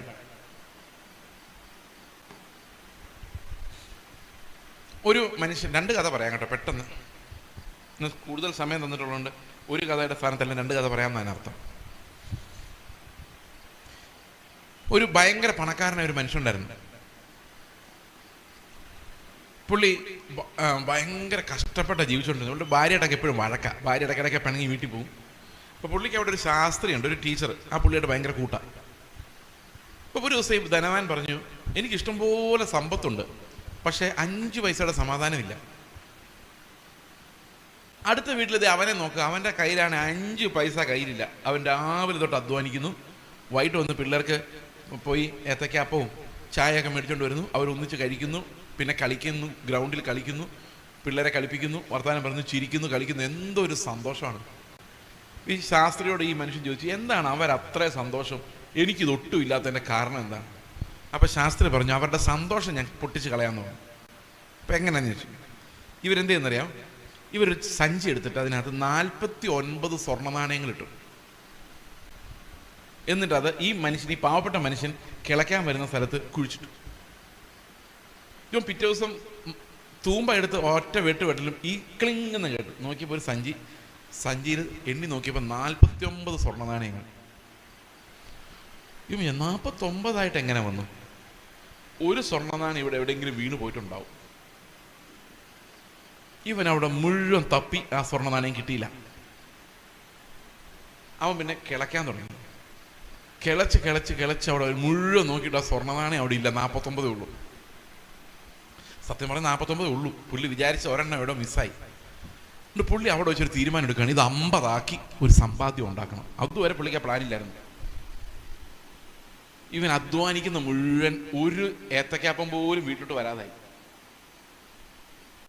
ഭാര്യ ഡ്രസ്സ് ചോദിക്കുമ്പോൾ പറയും, ഇല്ലില്ല, നമ്മൾ സമ്പാദിക്കാൻ പോവാണ്. പിള്ളേരെ സ്ലേറ്റിനും പെൻസിലിനും വേണ്ടി കരയുമ്പോൾ ഇവൻ വഴക്ക് പറയും, നിനക്ക് ഇന്നലെ മേടിച്ചെന്ന പെൻസിൽ എന്ത് ചെയ്യാറാ ചോദിക്കും. കാരണം ഈ 50 ആക്കണം. അവസാനം വീട്ടിൽ തല്ലിപ്പൊളിയായി, അടിപിടിയായി, പിള്ളേരുടെ കരച്ചിലായി, കളിയില്ല, ചിരിയില്ല, ഏത്തക്കാപ്പം ഇല്ല, പഴം ഒന്നുമില്ല, ചായയില്ല, ഒന്നുമില്ല. അങ്ങനെ ആയി കഴിഞ്ഞപ്പം ഈ ശാസ്ത്രിയോട് ഈ ധനവാൻ പറഞ്ഞു, നമ്മൾ ചെയ്ത് ഭയങ്കര ഒരു ചെയ്ത്തായിപ്പോയി, അവരിങ്ങനെ നശിപ്പിച്ച് കളഞ്ഞല്ലോ. എന്നിട്ട് ഇവർ 2 പേരോട് ചെന്ന് പറയാണ്, സത്യത്തിൽ 49 ഉണ്ടായിരുന്നുള്ളൂ, അത് നിങ്ങളെ പരീക്ഷിക്കാൻ വേണ്ടി അവിടെ ഇട്ടുന്നതെന്ന് പറഞ്ഞു. അപ്പോഴാണ് ഇവന് മനസ്സിലായത്, ഈ സാമ്പത്തികം എന്ന് പറയുന്ന സാധനം കിട്ടിക്കഴിഞ്ഞാൽ അത് കൂട്ടിവെക്കാനുള്ള ഭയങ്കരമായ പ്രവണത ഒരു മനുഷ്യൻ്റെ ഉള്ളിലേക്ക് വരും. അത് തുടച്ച് കളയാൻ പറ്റിയല്ല. കാരണം അത്ര പവറാണ് ഈ മാമോന്. വിറ്റാമിൻ M എന്ന് പറയും മാമോൻ. അതുകൊണ്ട് കർത്താവ് പറഞ്ഞു, നിങ്ങൾക്ക് ഒരേ സമയത്ത് ദൈവത്തെയും മാമോനെയും സേവിക്കാൻ പറ്റത്തില്ല. കർത്താവിനാണ് ഇങ്ങനെ പറഞ്ഞാൽ മതിയായിരുന്നു, ഒരേ സമയത്ത് നിങ്ങൾക്ക് മാമോനെയും ദൈവത്തെയും പിശാചിനെയും സേവിക്കാൻ പറ്റത്തില്ല എന്ന് പറഞ്ഞാൽ മതിയായിരുന്നു. പക്ഷെ കർത്താവ് അങ്ങനെ പറഞ്ഞില്ല.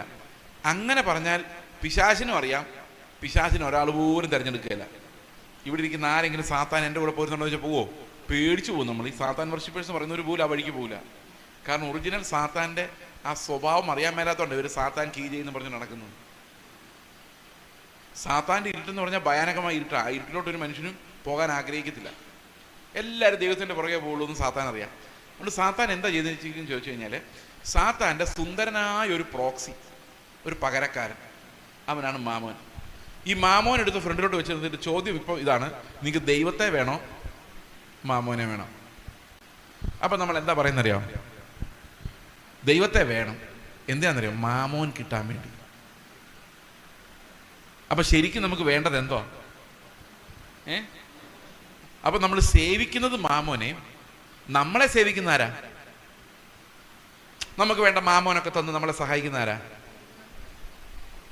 അപ്പം മാമോന്റെ സേവകർ നമ്മൾ, നമ്മുടെ സേവകൻ ദൈവം. ഇതെന്ത് വൃത്തികേടാ സഹോദരങ്ങളെ!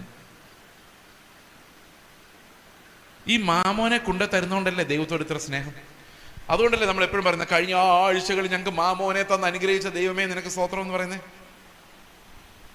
കഴിഞ്ഞ ആഴ്ച മാമോൻ ഇല്ലാതെ ചുറ്റിക്കറങ്ങി നടന്നപ്പോൾ ദൈവമേ നീയാണ് എനിക്ക് മാമോനെ തന്നത്. കേട്ടിട്ടില്ലേ ഇത്? അപ്പൊ നമുക്ക് ഏറ്റവും സ്നേഹം ആരോടാ?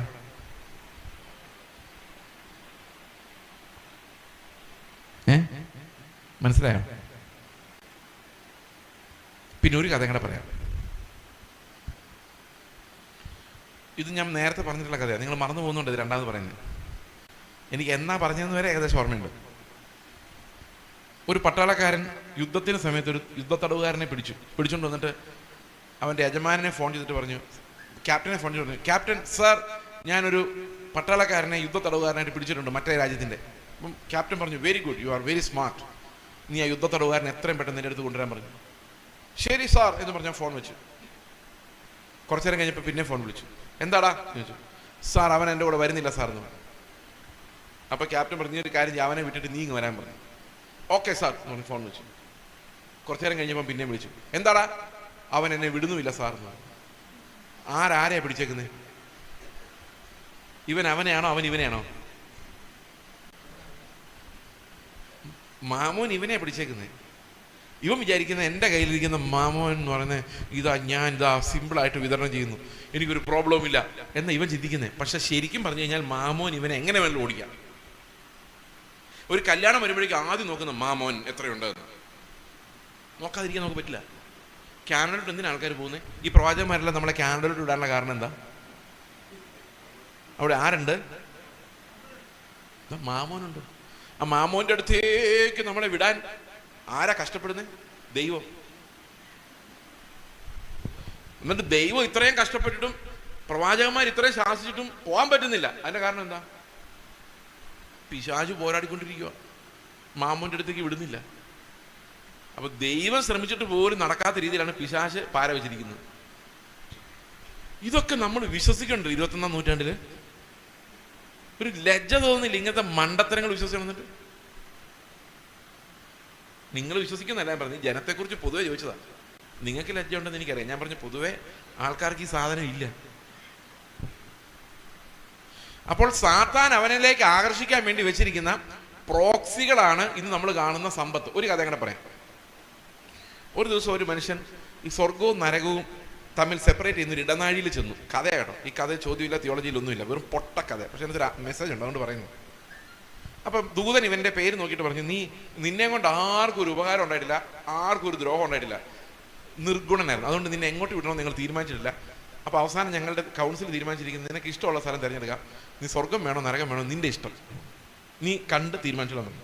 ഇത് പറഞ്ഞു ഓക്കെ സന്തോഷം. അപ്പോൾ ആദ്യം അങ്ങോട്ടേ നോക്കുള്ളൂ പോയി സ്വർഗം, കാരണം സ്വർഗമാണല്ലോ നമ്മളെല്ലാം വലിയൊരു കാര്യമായിട്ട് വെച്ചോണ്ടിരിക്കുന്നത്. അപ്പം ഓക്കെ ഞാനിതൊന്ന് കാണാൻ പോകാമെന്ന് പറഞ്ഞു. ആദ്യം സ്വർഗം കാണാൻ വേണ്ടി പോയി.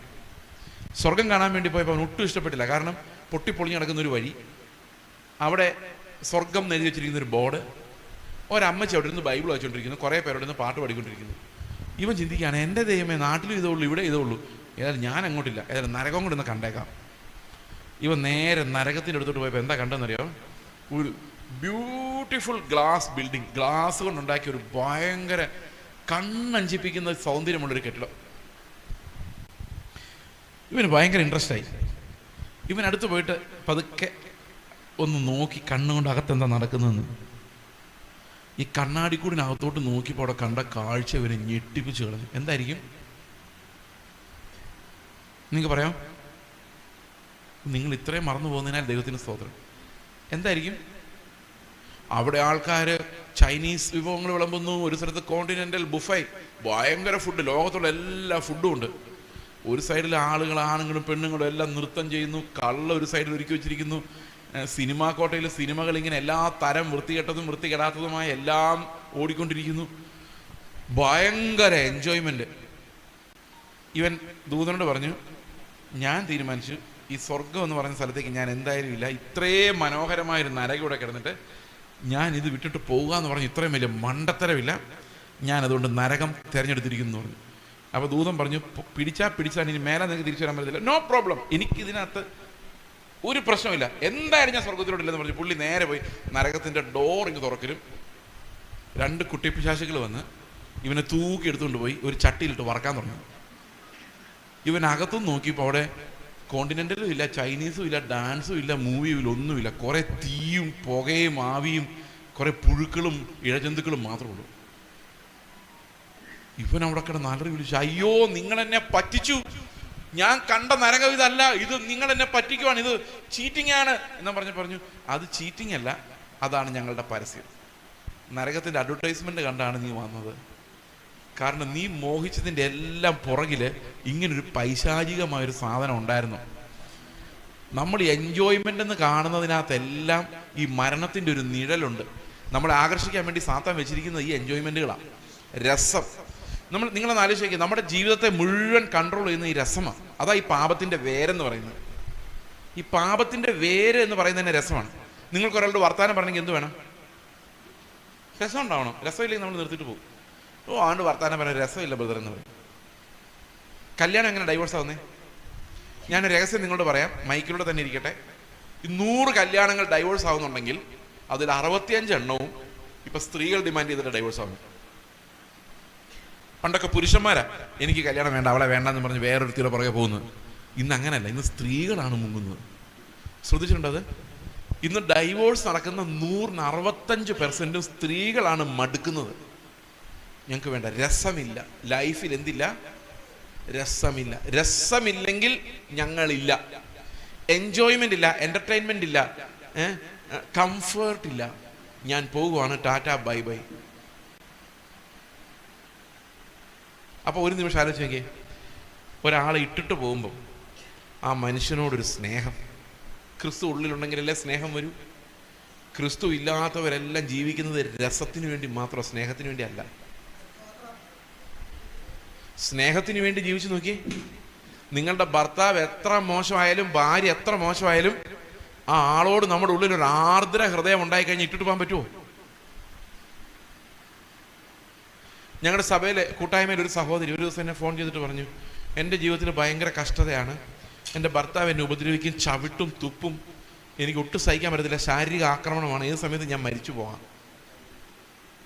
അപ്പം ഞാൻ പറഞ്ഞു, ഒരു കാര്യം ചെയ്ത് സെപ്പറേറ്റ് ആയിട്ട് താമസിക്കുക, ഡൈവോഴ്സ് ചെയ്യരുത്, പെട്ടെന്ന് നിങ്ങൾ രക്ഷപ്പെട്ടോ, എന്നിട്ട് എൽഡർമാരോട് പോയി സംസാരിക്കുക, അയാളോട് സംസാരിക്കാൻ പറ, കൗൺസിലിങ്ങിന് പോ, എത്രയും പെട്ടെന്ന് അങ്ങനെ മുമ്പോട്ട് പോകാൻ പറഞ്ഞു. അങ്ങനെ എനിക്ക് അഡ്വൈസ് ചെയ്യാൻ പറ്റുള്ളൂ, നിങ്ങൾ ചാവാൻ എനിക്ക് അഡ്വൈസ് ചെയ്യാൻ പറ്റില്ല, അത് അവർ തീരുമാനിക്കും. പിറ്റേ ദിവസം ഞാൻ വിളിച്ചു, എന്തുണ്ട്, എങ്ങനെയുണ്ട് കാര്യങ്ങൾ എന്ന് ചോദിച്ചു. അവരോട് പറയുക, ഞാൻ പോകുന്നില്ല പാസ്റ്റർ. ഞാൻ എന്താ, കർത്താവ് എനിക്ക് തന്ന ആളല്ലേ, ഇട്ടിട്ട് പോകുമ്പോൾ അത് സ്നേഹമില്ലായ്മയല്ലേ, എനിക്ക് അയാളോട് ഭയങ്കര സ്നേഹം തോന്നുന്നു, ഇടിക്കും തോന്നുന്നു. ഞാൻ പറഞ്ഞു, ഓക്കെ ഫൈൻ. എൻ്റെ ഉപദേശം അവർക്ക് ആവശ്യമില്ല. കാരണം എന്താ, അവർ ക്രിസ്തുവിന് ഡയറക്റ്റാണ്, എനിക്ക് അത്രയും വിവരം ആയിട്ടില്ല. സ്നേഹം ഉണ്ടെങ്കിൽ അതൊരു അൺകണ്ടീഷണൽ സാധനമാണ്. അതൊരാളോട് തോന്നുന്നത് കണ്ടീഷനായിട്ടല്ല, എന്നെ സ്നേഹിച്ചാൽ തിരിച്ച് സ്നേഹിക്കാമെന്നല്ല. അപ്പോൾ ക്രിസ്തു നമ്മുടെ ഉള്ളിൽ വരുമ്പോൾ രസത്തിലൂന്നിയുള്ള ലൈഫ് ഒടിഞ്ഞു പോവുകയും പൊട്ടിപ്പോവുകയും സ്നേഹത്തിൽ വേരൂന്നുന്നൊരു ജീവിതം ഉണ്ടായി വരികയും ചെയ്യും. ഇതിനെയാണ് നമ്മൾ സാങ്ക്ടിഫിക്കേഷൻ എന്ന് പറയുന്നത്. അപ്പോൾ നമുക്ക് ആരെ ഉപേക്ഷിക്കാൻ പറ്റത്തില്ല, ആരെ ശത്രുവായിട്ട് കാണാൻ പറ്റത്തില്ല, ആരെ വേണ്ടാന്ന് വെക്കാൻ പറ്റത്തില്ല. കാരണം ക്രിസ്തുവിൻ്റെ സ്നേഹം നമ്മളെ നിർബന്ധിച്ചുകൊണ്ടേയിരിക്കും. മനസ്സിലായോ? അപ്പോൾ ക്രിസ്തുവിൻ്റെ ലൈഫ് എന്ന് പറയുന്നത് സ്നേഹത്തിൽ ബേസ്ഡും മനുഷ്യൻ്റെ ലൈഫ് എന്ന് പറയുന്നത് രസത്തിൽ ബേസ്ഡും ആണ്. നിങ്ങൾ കൂട്ടുകാരെ ഉണ്ടാക്കുന്നത് ആരെയാണ്? ഏറ്റവും സംസാരിക്കാൻ, ആരോട് സംസാരിക്കുമ്പോഴാണോ എനിക്ക് രസം ഉണ്ടാകുന്നത്, അയാളായിട്ട് സംസാരിക്കാൻ നമുക്ക് ഇഷ്ടമുള്ളൂ. അല്ലാത്തൊരു ഫോൺ ചെയ്താൽ നമ്മൾ എടുക്കുന്നത്, അയാൾ കോൾ ചെയ്ത് മടുപ്പിക്കും ബ്രദറെ എന്ന് പറയും. സ്നേഹമുണ്ടോ? ഇപ്പൊ മാനുഷികമായിട്ട് നോക്കിയാൽ നമ്മളെല്ലാം രസത്തിൽ ജീവിക്കുന്നവരാണ്. ഇതിൽ നിന്ന് രക്ഷപ്പെടണമെങ്കിൽ ക്രിസ്തു നമ്മുടെ ഹൃദയത്തിൽ വരണം. അതൊരു പുതിയ ലൈഫാണ്. അതൊരു കാറ്റ് പോലുള്ള ആത്മസ്വഭാവമുള്ളൊരു ജീവിതത്തിലൂടെ മാത്രമേ നമുക്ക് ഇതിൽ നിന്ന് രക്ഷപ്പെടാൻ പറ്റുള്ളൂ. ഓക്കെ, ഇനി നമുക്ക് എന്താണ് ഈ വിശ്വാസം, നമ്മളെ രക്ഷിക്കുന്ന വിശ്വാസം എന്താ നമുക്കൊന്ന് പരിശോധിക്കാം. അതായിരിക്കും ഇന്നത്തെ നമ്മുടെ പ്രധാന ചിന്താവിഷയം. നിങ്ങൾ മറന്നു പോരുത് കേട്ടോ, ദയവായിട്ട് നിങ്ങൾ ഓർത്തിരിക്കണം. ഞാൻ ഇന്നലെ പ്രസംഗിച്ച എല്ലാം ഓർക്കാൻ ഞാനൊരു എളുപ്പ വഴി പറയാം. ഓക്കെ, പറയാം. നിങ്ങൾ അനുസരിക്കുമെങ്കിൽ ഇന്നോടുകൂടി നിങ്ങൾ ഒരിക്കലും മറക്കാത്തതുപോലെ ഇത് പഠിക്കും. താല്പര്യമുണ്ടോ? റോമാലേഖനം 3-ാം അധ്യായം വായിച്ചാൽ മതി. ഇന്ന് തന്നെ വായിക്കണം. ഇന്നലെ കേട്ടവരാണെങ്കിൽ 3-ാം അധ്യായം വായിച്ചു കഴിയുമ്പം ഞാൻ പറഞ്ഞ ഓരോ കാര്യങ്ങൾ ഓർമ്മ വരും. പിന്നെ എപ്പം 3-ാം അധ്യായം വായിച്ചാലും അത് മനസ്സിൽ വരും. കാരണം വചനം അങ്ങനെയാണ്. എന്നാൽ ഇന്ന് നിങ്ങൾ വായിച്ചില്ലെങ്കിൽ, ഒരാഴ്ച കഴിഞ്ഞാൽ വായിക്കുന്നെങ്കിൽ 3-ാം അധ്യായം വായിക്കുമ്പോൾ ഇതൊന്നും ഓർമ്മ വരില്ല. ഒന്ന് ട്രൈ ചെയ്ത് നോക്കാം. ഇന്ന് വൈകിട്ട് എല്ലാവരും റോമാലേഖനം 3-ാം അധ്യായം ഒന്ന് വായിക്കാം. ഓക്കെ, ഇനി 4-ാം അധ്യായത്തിലെ 1-2 വാക്യങ്ങൾ മാത്രം ഞാൻ എടുക്കാൻ പോവാണ്. ഓക്കെ, ഈ വിശ്വാസത്താൽ എങ്ങനെയാണ് ഒരു മനുഷ്യൻ രക്ഷപ്പെടുന്നതെന്ന് കാണിക്കാൻ വേണ്ടിയാണ്. റോമാലേഖനം 4-ാം അധ്യായത്തിന്റെ 1 മുതൽ 5 വരെയുള്ള വാക്യങ്ങൾ വായിക്കാം. എന്നാൽ നമ്മുടെ പൂർവ്വപിതാവായ അബ്രഹാം ജഡപ്രകാരം എന്തു പ്രാപിച്ചു എന്ന് പറയേണ്ടു, അബ്രഹാം പ്രവൃത്തിയാൽ നീതീകരിക്കപ്പെട്ടുവെങ്കിൽ അവന് പ്രശംസിപ്പാൻ സംഗതിയുണ്ട്. അപ്പം നമ്മൾ ഇന്നലെ കണ്ടത് എന്താണ്? പ്രശംസ എവിടെ? അത് പോയി 27 വാക്യം 3:27 എന്താ പറയുന്നത്? പ്രശംസ എടുത്തു കളഞ്ഞു. പക്ഷെ ഇവിടെ പറയാണ് അബ്രഹാം പ്രവൃത്തികളാലാണ് നീതീകരിക്കപ്പെട്ടതെങ്കിൽ അവൻ എന്ത് ഉണ്ട്? പ്രശംസയുണ്ട്. പ്രശംസ പോയിട്ടില്ല. അപ്പൊ അങ്ങനെ പറയുകയാണെങ്കിൽ നമ്മൾ ഏതെങ്കിലും പ്രവൃത്തി ചെയ്താൽ നീതീകരിക്കപ്പെട്ടതെങ്കിൽ നമുക്ക് എന്തുണ്ട്? ദൈവത്തിന്റെ സന്നിധിയിൽ പ്രശംസയുണ്ട്. അപ്പൊ രക്ഷ പ്രശംസ ഇല്ലാതെയാണ് തരുന്നത്. പ്രശംസ പോയി എന്നല്ല പറഞ്ഞേക്കുന്നത്. ദൈവത്തിന് മാത്രം മഹത്വം. അതാണ് രക്ഷയുടെ പ്രത്യേകത. അപ്പൊ മനുഷ്യന്റെ പ്രശംസ അവശേഷിക്കുന്നുണ്ടെങ്കിൽ ഇത് രക്ഷയല്ല. കാരണം എന്താണ്? അത് മനുഷ്യന്റെ രാജ്യമാണ്. മനസ്സിലായോ? അപ്പൊ എബ്രഹാം പ്രവൃത്തിയാൽ നീതീകരിക്കപ്പെട്ടുവെങ്കിൽ എബ്രഹാമിന് എന്തുണ്ട്? ദൈവത്തിന്റെ സന്നിധിയിൽ ദൈവത്തിന്റെ സന്നിധിയിൽ അവന് പ്രശംസിക്കാൻ സംഗതിയുണ്ട്. ദൈവത്തിന്റെ സന്നിധിയിൽ ഇല്ലാതാനും. കാരണം എന്താ? ഇതൊന്നും ദൈവത്തിന്റെ സന്നിധിയിൽ അക്കൗണ്ട് ആവുന്നില്ല. നമ്മൾ ഇവിടെ പ്രശംസിക്കുന്ന ഒരു കാര്യവും ദൈവത്തിന്റെ സന്നിധിയിൽ അപ്ലൈ ആകുന്നില്ല. കഴിഞ്ഞ ദിവസം ചർച്ച് ഓഫ് ഗോഡിലാണോ IPCലാണോ അറിയില്ല, വളരെ സീനിയർ ആയിട്ടുള്ള പാസ്റ്ററെ വേറൊരാൾ മെമൻറ്റോ കൊടുത്ത് ആദരിക്കുന്നു. ആ പുള്ളി ഞെട്ടിപ്പോയി. മെമൻറ്റോ എനിക്കോ? അവസാനം പുള്ളി മെമൻറ്റോ വാങ്ങിച്ചിട്ട് ഒരൊറ്റ കരച്ചിലായിരുന്നു. പുള്ളി പറഞ്ഞു, എനിക്കിത് വാങ്ങിക്കാൻ ഒരു അർഹതയുമില്ല, ഒരു പ്രശംസയുമില്ല. എനിക്ക് സങ്കടം തോന്നിപ്പോയി. പാവം, ഇവർ ആൾക്കാരെ കുഴിച്ചടിക്കാൻ വേണ്ടിയിട്ട് മെമൻറ്റോ ഉണ്ടാക്കിക്കൊണ്ട് ചെല്ലുക. അയാൾ കുഴിയിൽ നിന്ന് രക്ഷപ്പെട്ടു. കാരണം അയാൾ കരഞ്ഞതുകൊണ്ട്. കാരണം അത് കണ്ടപ്പോൾ അയാൾക്ക് കരച്ചിലാണ് വന്നത്. പാവം. ഇവിടെ പ്രശംസ കിട്ടിയാൽ അതിനർത്ഥം അത് നമ്മുടെ ജഡത്തിൻ്റെ പണിയാണ്. അല്ലെ നിങ്ങൾ എന്നെ എന്തിനാ പുകഴ്ത്തുന്നേ? എന്നെ ആരെയെങ്കിലും നിങ്ങൾ പുകഴ്ത്തുന്നുണ്ടെങ്കിൽ എൻ്റെ ജഡത്തിൽ എന്തോ നന്മ കണ്ടിട്ട് ആത്മാവിലെ നന്മ കാണുന്നെങ്കിൽ ദൈവത്തെ അല്ലേ പുകഴ്ത്തുള്ളൂ? അപ്പൊ ഇവിടെ പ്രശംസ അവശേഷിപ്പിക്കാതെയാണ് ദൈവം നമ്മളെ രക്ഷിക്കുന്നത്. എന്നാൽ വിശ്വാസത്തിൽ അനേകം മാതൃകകൾ നമുക്കുണ്ട്. അതില്ലെന്നില്ല. നമ്മളെല്ലാം വിശ്വാസത്തിൽ മറ്റൊരാൾക്ക് നമുക്ക് മുമ്പിൽ മാതൃകയായി നടന്നവരുണ്ട്. ഇപ്പൊ ഞങ്ങളുടെ കൂട്ടായ്മയിൽ അനേകം ആൾക്കാർ എനിക്ക് മാതൃകയാണ്. എന്നെ ഉപദേശിക്കാൻ കപ്പാസിറ്റി ഒത്തിരി പേര് ഞങ്ങളുടെ ചുറ്റുമുണ്ട്. അവരുടെ ഉപദേശം ഞാൻ കേൾക്കാറുണ്ട്. As a child I listen to them. കാരണം ലോകത്തിലെല്ലായിടത്തും അപ്പനേക്കാൾ മിടുക്കരായി മക്കൾ വളരണമെന്നാണ് അപ്പൻ്റെ ആഗ്രഹം. വിശ്വാസ ലോകത്തിലൊഴിച്ച്. വിശ്വാസ ലോകത്തിലൊരു പാസ്റ്റർ ഇരിക്കെ ആ പാസ്റ്ററുടെ മുകളിൽ വേറെ ആരും വരാതെ അയാളിൽ നിന്ന് ഒരടി താഴെ നിൽക്കും. എന്നാൽ സ്വന്തം മക്കളാണെങ്കിലോ, ഞാൻ 10ാം ക്ലാസ് വരെ പഠിച്ചിട്ടുള്ളൂ. അതിൻ്റെ മോനെ 9ാം ക്ലാസ് കഴിഞ്ഞ് നീ വളരാൻ ഞാൻ സമ്മതിക്കില്ല, തലയിരിക്കുമ്പോൾ മാലാടണ്ട. എങ്ങനെയുണ്ട് അപ്പൻ? എങ്ങനെയുണ്ട് അപ്പൻ? ഞാൻ പലപ്പോഴും ആലോചിച്ചിട്ടുണ്ട്, ഞങ്ങളുടെ ചർച്ചിൽ ഞാൻ പറയുന്നവരെല്ലാം സംഗതി നടന്നായിരുന്നെങ്കിൽ ഒരു വകയ്ക്കും കൊള്ളാത്തൊരു സംഭവമായിട്ട് മാറിയേനെ. കാരണം ഞാൻ വളരെ പരിമിതിയുള്ള ഒരാളാണ്. ഞാൻ മിഷനെ കുറിച്ച് പഠിപ്പിക്കാൻ അങ്ങേയറ്റം ആന്ധ്ര വരെ പോകുന്ന കാര്യം എനിക്കറിയത്തുള്ളൂ. പക്ഷെ ഞങ്ങളുടെ പിള്ളേർ നേരെ സിറിയയിലോട്ട് ഇറാഖിലോട്ടൊക്കെ പോയത്. അവരവിടെ ചെന്ന് എന്താ കാണിക്കുന്നത് എനിക്കറിയാൻ പറയാൻ പറ്റുമോ? എനിക്കൊന്നും പറഞ്ഞു കൊടുക്കാൻ പറ്റത്തില്ല. അവരെന്നെ പഠിപ്പിക്കുന്നത്.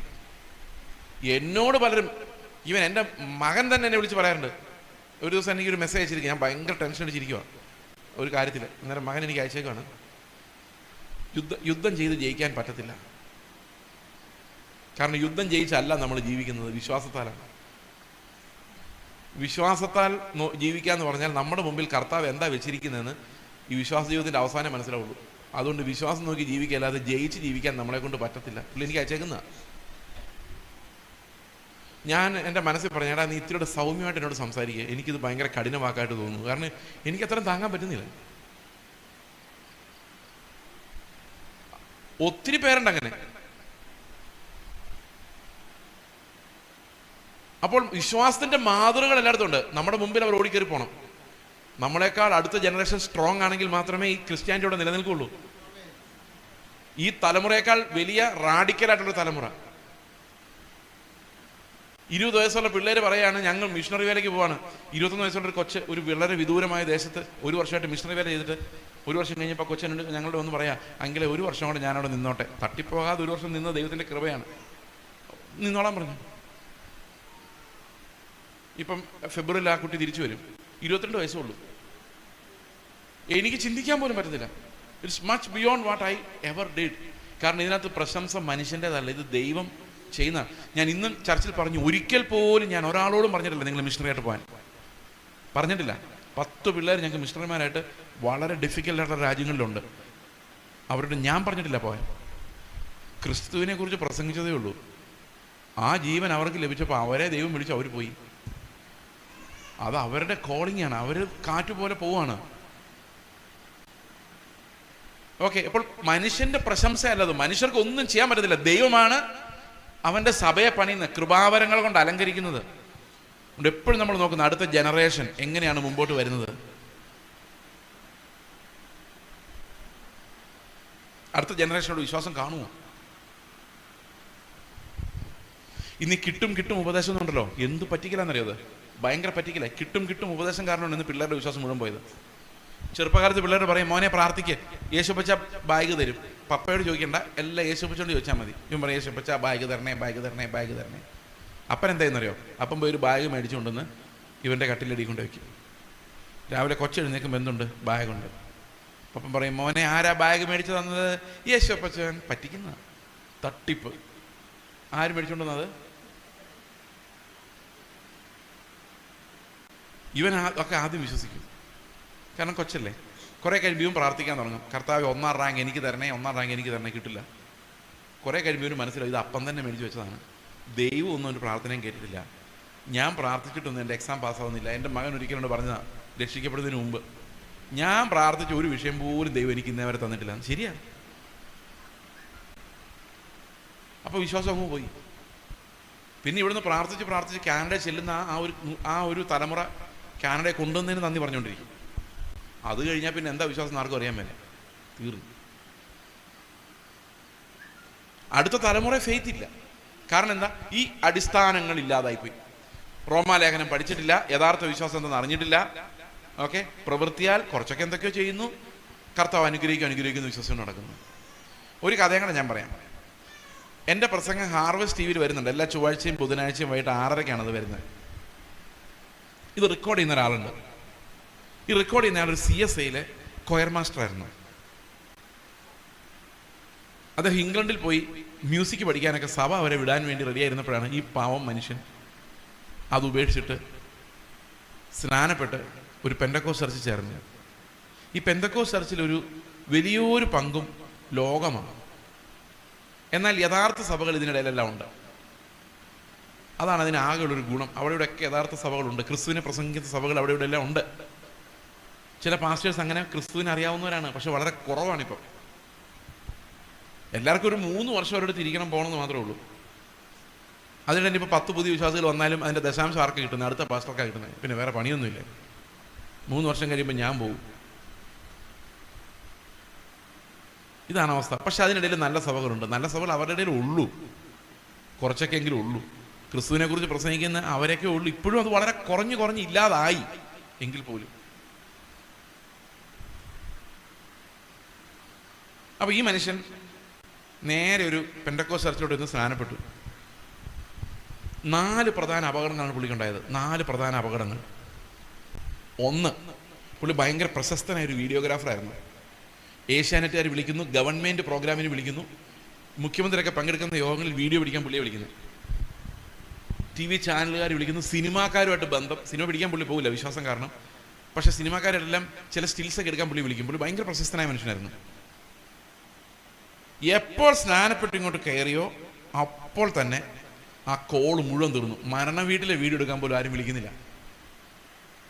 2, വീട്ടിൽ ഭാര്യയും ഭർത്താവും തമ്മിൽ പൊരിഞ്ഞാടി. വഴക്കെന്ന് പറഞ്ഞു കഴിഞ്ഞാൽ പുള്ളിക്കാർ പറഞ്ഞത്, നിങ്ങളെവിടോ ഗുരുമാലിൽ പോയി ചാടിയിരിക്കുകയാണ്, അതൊരു വഞ്ചന സഭയാണ്, അതിനകത്ത് ഞാൻ വരത്തില്ല. ഭയങ്കര. 3, ഒരു ദിവസം പുള്ളി നോക്കിയപ്പോൾ ഒരു കണ്ണ് കാണാൻ വയ്യ, മങ്ങിയിരിക്കുമോ. ഹോസ്പിറ്റലിൽ ഓടിപ്പോയി, ആ വെപ്രാളമായി പോയി. ഹോസ്പിറ്റലിൽ ചെന്ന് കഴിഞ്ഞ് പറയും, കണ്ണിനകത്ത് നീര് വന്നിരിക്കുകയാണ്, 25,000 രൂപയുടെ ഇഞ്ചക്ഷൻ എടുക്കണം. ആലോചിക്കണം, ലൈഫ് പോയ പോക്ക്. 5 പൈസ ജീവിക്കാൻ കയ്യിലില്ല, ഒരു പണിയുമില്ല, ആരും വിളിക്കുന്നുമില്ല. പിന്നെ ഒരു ദിവസം നോക്കിയപ്പോൾ സ്റ്റെപ്പ് കയറാൻ വയ്യ, കാലിന് ഭയങ്കര പെയിൻ, നടക്കാൻ വയ്യ. ഇങ്ങനെ പുള്ളി കഷ്ടപ്പെട്ടു, പൈസ ഇല്ലാതെ കഷ്ടപ്പെട്ടു. ആകെ ഉള്ളത് എൻ്റെ വീഡിയോ എടുക്കാന്നുള്ളൊരു ഒറ്റ പണി മാത്രം. അതിൻ്റെ ചെറിയ എമൗണ്ട് ആരോ ഒരാൾ സ്പോൺസർ ചെയ്ത് കൊടുക്കുന്നുണ്ട്. അങ്ങനെ ഇരിക്കും. ഒരു ദിവസം പുള്ളി എന്നോട് പറഞ്ഞു, ഞങ്ങളുടെ പാസ്റ്റർക്ക് ഭയങ്കര പ്രൊഫസിയാണ്. ആ പ്രൊഫസി കേട്ടാൽ നിങ്ങൾ ഞെട്ടും. ഇപ്പോൾ ആ പാസ്റ്ററിനറിയാം ഞാൻ അമ്പലമേടിൽ നിന്ന് വചനം പ്രസംഗിക്കുവാന്ന്. പുള്ളിക്ക് അവിടെ ഇരുന്നോണ്ടറിയാം. അതുപോലത്തെ പ്രൊഫസി. നീ ഇന്നലെ കറുകച്ചാൽ സ്റ്റാൻഡിൽ നിൽക്കുമ്പോൾ ഞാൻ നിന്നെ കണ്ടെന്നൊക്കെ പറഞ്ഞ പ്രവചിക്കുന്നു. ഇയാൾ അമ്പരന്ന് പോയി. എന്തൊരു കാഴ്ച, എന്തൊരു ദിവ്യദൃഷ്ടി. പക്ഷെ കുറെ കഴിഞ്ഞപ്പോഴാണ് മനസ്സിലായത് ഈ പുള്ളിയുടെ ഗൂഗിൾ അക്കൗണ്ട് പുള്ളിയുടെ ലാപ്ടോപ്പിൽ ഓണായി കിടക്കുമായിരുന്നു. അപ്പോൾ ഗൂഗിൾ ലൊക്കേഷൻ വെച്ച് ഇയാൾ എവിടെയാണെന്ന് കൃത്യമായിട്ട് പാസ്റ്റർക്ക് കാണാം. ഇത് വെച്ചാണ് ഈ പ്രസംഗം. പുള്ളി നോക്കിയപ്പോൾ പുള്ളിയുടെ ഫോണിൽ ഇങ്ങേരുടെ ഗൂഗിൾ അക്കൗണ്ട്. പുള്ളി അതെല്ലാം ഡിലീറ്റ് ചെയ്ത് ഔട്ടാക്കി. പുള്ളിക്ക് മനസ്സിലായി ഇത് മുഴുവനോടെ തട്ടിപ്പാണ്. പുള്ളി എന്ത് ചെയ്യുന്നറിയോ, നേരെ പാസ്റ്റർ പറഞ്ഞു ഈ തട്ടിപ്പിന് ഞാനിനിയില്ല, ഇതാ ഇറങ്ങുന്നു. സ്റ്റെപ്പ് വെളിയിലോട്ട് വെച്ചു. കോളേജ് ഏഷ്യാനെറ്റിൽ 30 ദിവസത്തേക്ക് ഒരു പ്രോഗ്രാം. 30 ദിവസത്തേക്ക് റെമ്യൂണറേഷൻ 9 ലക്ഷം രൂപ. ആലോചിച്ചു. പൈസ കിട്ടുന്ന കാര്യമല്ല ഞാൻ പറഞ്ഞു. നിങ്ങൾ വിചാരിക്കും പൈസ കിട്ടുന്ന എൻ്റെ കാര്യമൊന്നും. അതല്ല എൻ്റെ കാര്യം. വീട്ടിൽ ഭയങ്കര സമാധാനം. ഭാര്യ പറഞ്ഞു നിങ്ങൾ ഇപ്പോഴാണ് നേരെയായത്. അയാളൊരു ദിവസം കാറിൽ പോകുമ്പോൾ ഫ്രണ്ടിൽ ഓട്ടോയിലെല്ലാം ചെറിയ സ്ക്രിപ്റ്റ് പുള്ളി വായിക്കുന്നു. കണ്ണ് സൗഖ്യമായി, കാലിനും പെയിനില്ല. ആ ചർച്ചിൻ്റെ പടി എപ്പോൾ ഇറങ്ങിയോ ഒരു ഭൂതം പുള്ളിയുടെ മേളിൽ നിന്ന് പോയി. പിന്നെ 9 ലക്ഷം ഒന്നും കിട്ടിയില്ല കേട്ടോ. അത് അതുകൊണ്ട് കുറച്ചേ പുള്ളി കിട്ടിയുള്ളൂ, ബാക്കി അവർ പറ്റിച്ചു. പക്ഷേ പുള്ളിക്ക് പ്രോഗ്രാം കാരണം ഇപ്പം ഇനി എൻ്റെ റെക്കോർഡ് ചെയ്യാൻ പുള്ളിക്ക് സമയം കിട്ടുന്നില്ല.